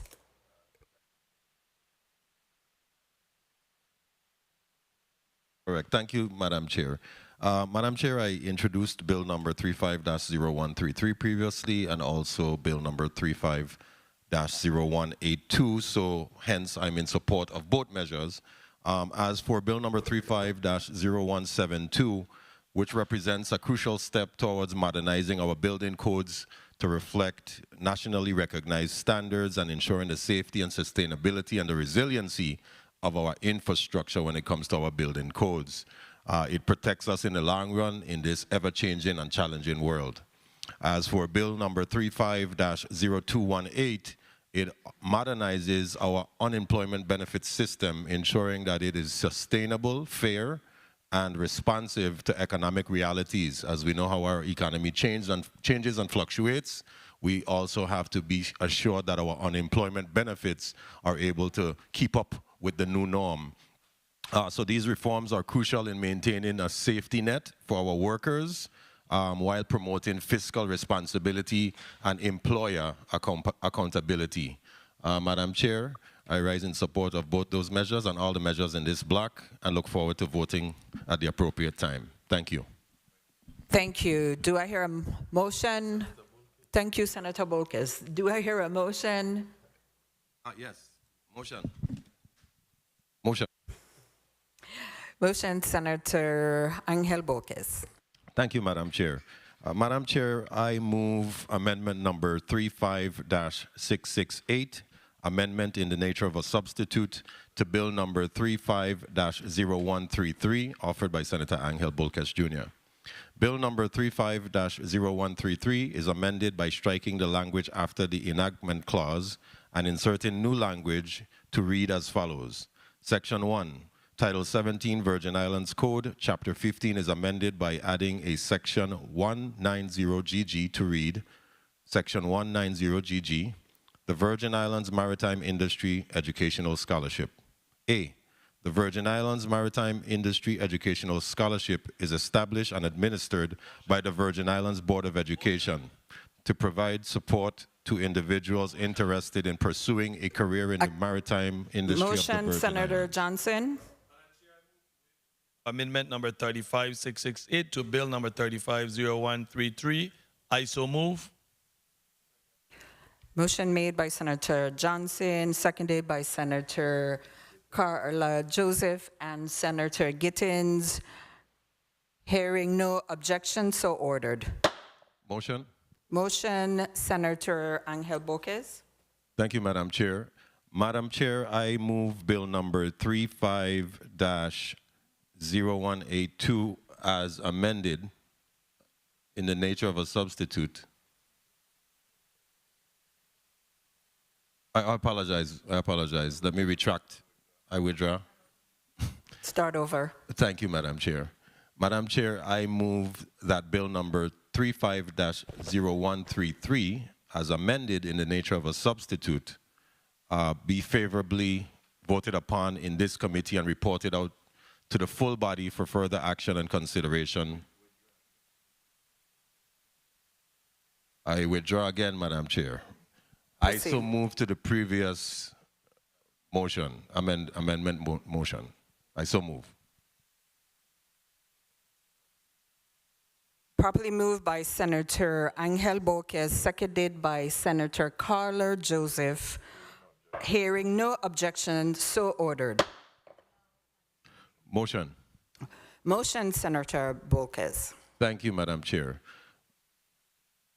Madam Chair, I move bill number 35-0133 as amended, an act amending Title 17 Virgin Islands Code, Chapter 15 relating to the scholarships by adding Section 190GG to establish an educational scholarship program to support individuals interested in pursuing a career in the maritime industry in the Virgin Islands. I so move. Motion properly made by Senator Angel Borges and seconded by Senator Carla Joseph, Senator Gittins, and Johnson. Roll call on bill number 0133 as amended. Senator Angel L. Borges Jr. Yay. Senator Borges Jr. Yay. Senator Diane T. Capehart. Yes. Senator Capehart Yay. Senator Kenneth L. Gittins. Yes. Senator Gittins yay. Senator Maurice C. James. Senator James absent. Senator Franklin D. Johnson. Senator Johnson yay. Senator Carla J. Joseph. Senator Joseph yay. Senator Milton E. Potter. Yay. Senator Potter yay. Madam Chair, you have 6 yeas, 1 absent. Thank you, Madam Clerk. Bill number 35-0133 as amended, an act amending Title 17 Virgin Islands Code, Chapter 15, relating to scholarships by adding Section 190GG to establish an educational scholarship program to support individuals interested in pursuing a career in maritime industry in the Virgin Islands, has been voted upon favorably by this Committee on Rules and Judiciary and will be reported out of this committee to the full body for full consideration. Motion, Senator Borges. Thank you, Madam Chair. Madam Chair, I move bill number 35-0172, an act amending Title 29, Chapter 5, Virgin Islands Code, relating to building codes to provide for adoption of nationally recognized consensus-based codes and standards and amendments to such codes that are in the best interest of the territory, and to provide for clarification to the Virgin Islands Building Code, be favorably voted upon in this committee and reported out to the full body for further action and consideration. I so move. Motion properly made by Senator Bolkins and seconded by Senator Carla Joseph. Roll call on bill number 35-0172. You. Senator Angel L. Bolkins Jr. Senator Bolkins Jr., yay. Senator Diane T. Capehart. Yes. Senator Capehart, yay. Senator Kenneth L. Gittins. Senator Gittins, yay. Senator Maurice C. James. Senator James, absent. Senator Franklin D. Johnson. Senator Johnson, yay. Senator Carla J. Joseph. Senator Joseph, yay. Senator Milton E. Potter. Yep. Senator Potter, yay. Madam Chair, you have 6 yeas, 1 absent. Thank you, Madam Chair. Madam Clerk, bill number 35-0172, an act amending Title 29, Chapter 5, Virgin Islands Code relating to the building codes to provide for adoption of nationally recognized consensus-based codes and standards and amendments to such codes that are in the best interests of the territory, and to provide for clarifications to the Virgin Islands Building Code, has been voted upon favorably by the Committee on Rules and Judiciary and will be reported out of this committee to the full body for full consideration. The committee will take a 2-minute recess.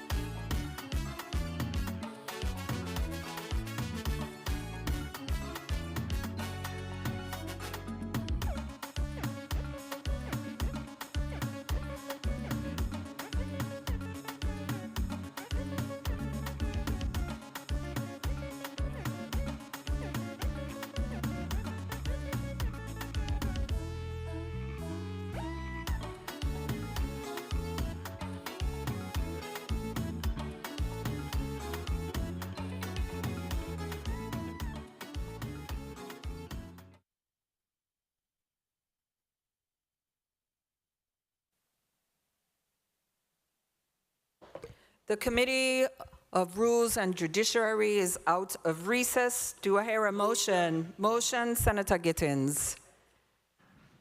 Thank you. Good afternoon again.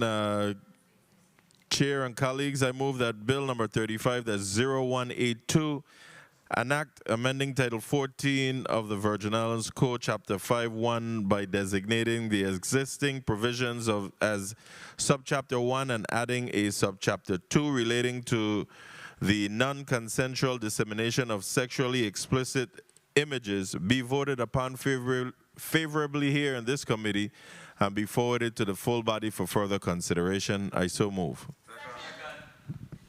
Motion properly made by Senator Gittins and seconded by Senator Carla Joseph, Senator Johnson, Senator Bolquez. May I have roll call on Bill number 35-0182? Senator Angel L. Bolquez Jr. Yay. Senator Bolquez Jr. Yay. Senator Diane T. Capehart. Yes. Senator Capehart yay. Senator Kenneth L. Gittins. Yes. Senator Gittins yay. Senator Maurice C. James. Senator James absent. Senator Franklin D. Johnson. Yay. Senator Johnson yay. Senator Carla J. Joseph. Yes. Senator Joseph yay. Senator Milton E. Potter. Yes. Senator Potter yay. Madam Chair, you have 6 yeas, 1 absent.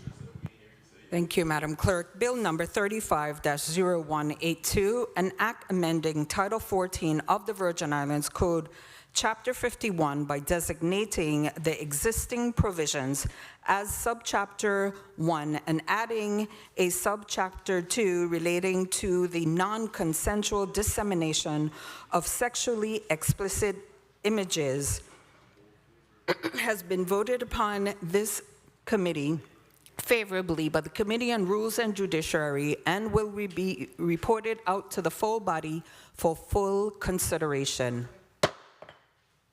Do I hear a motion? Motion, Senator Carla Joseph. Thank you so much, Madam Chair. Madam Chair and colleagues, I move that Bill number 35-0218, an act amending Title 24 Virgin Islands Code, Chapter 12, relating to unemployment benefits by reducing the number of weeks that unemployment benefits can be received, increasing the statute of limitations for the collection of overpayments of unemployment benefits from claimants and for delinquent employer contribution, allowing for the implementation of the payroll variation methodology launch in the calendar year beginning January 2024, implementing a 10-year record retention period for employers, and requiring employers to register with the Virgin Islands State Information Data Exchange System be favorably voted upon in this committee and forwarded to the full body for further action and consideration. I so move. Motion properly made by Senator Carla Joseph and seconded by Senator Bolquez and Senator Johnson. May I have roll call on Bill number 35-0218? Senator Angel L. Bolquez Jr. Senator Bolquez Jr. yay. Senator Diane T. Capehart. Yes. Senator Capehart yay. Senator Kenneth L. Gittins. Yes. Senator Gittins yay. Senator Maurice C. James. Senator James absent. Senator Franklin D. Johnson. Yay. Senator Johnson yay. Senator Carla J. Joseph. Yes. Senator Joseph yay. Senator Milton E. Potter. Yay. Senator Potter yay. Yes. Madam Chair, you have 6 yeas, 1 absent. Thank you, Madam Clerk. Bill number 35-0218, an act amending Title 24 Virgin Islands Code, Chapter 12, relating to unemployment benefits by reducing the number of weeks that unemployment benefits can be received, increasing the statute of limitations for the collection of overpayments of unemployment benefits from claimants and for delinquent employer contribution, allowing for the implementation of the payroll variation methodology launched in the calendar year beginning January 2024, implementing a 10-year record retention period for employers and requiring employers to register with the Virgin Islands State Information Data Exchange System has been voted upon favorably by the Committee on Rules and Judiciary and will be reported out of this committee to the full body for further consideration. Colleagues, we have concluded Block 3, and I just want to say thank you to my staff. Thank you to the legislative staff, to legal staff, to my colleagues for this participating in this rules meeting today. I just want to say God bless you and God bless the people of the Virgin Islands. Meeting is adjourned.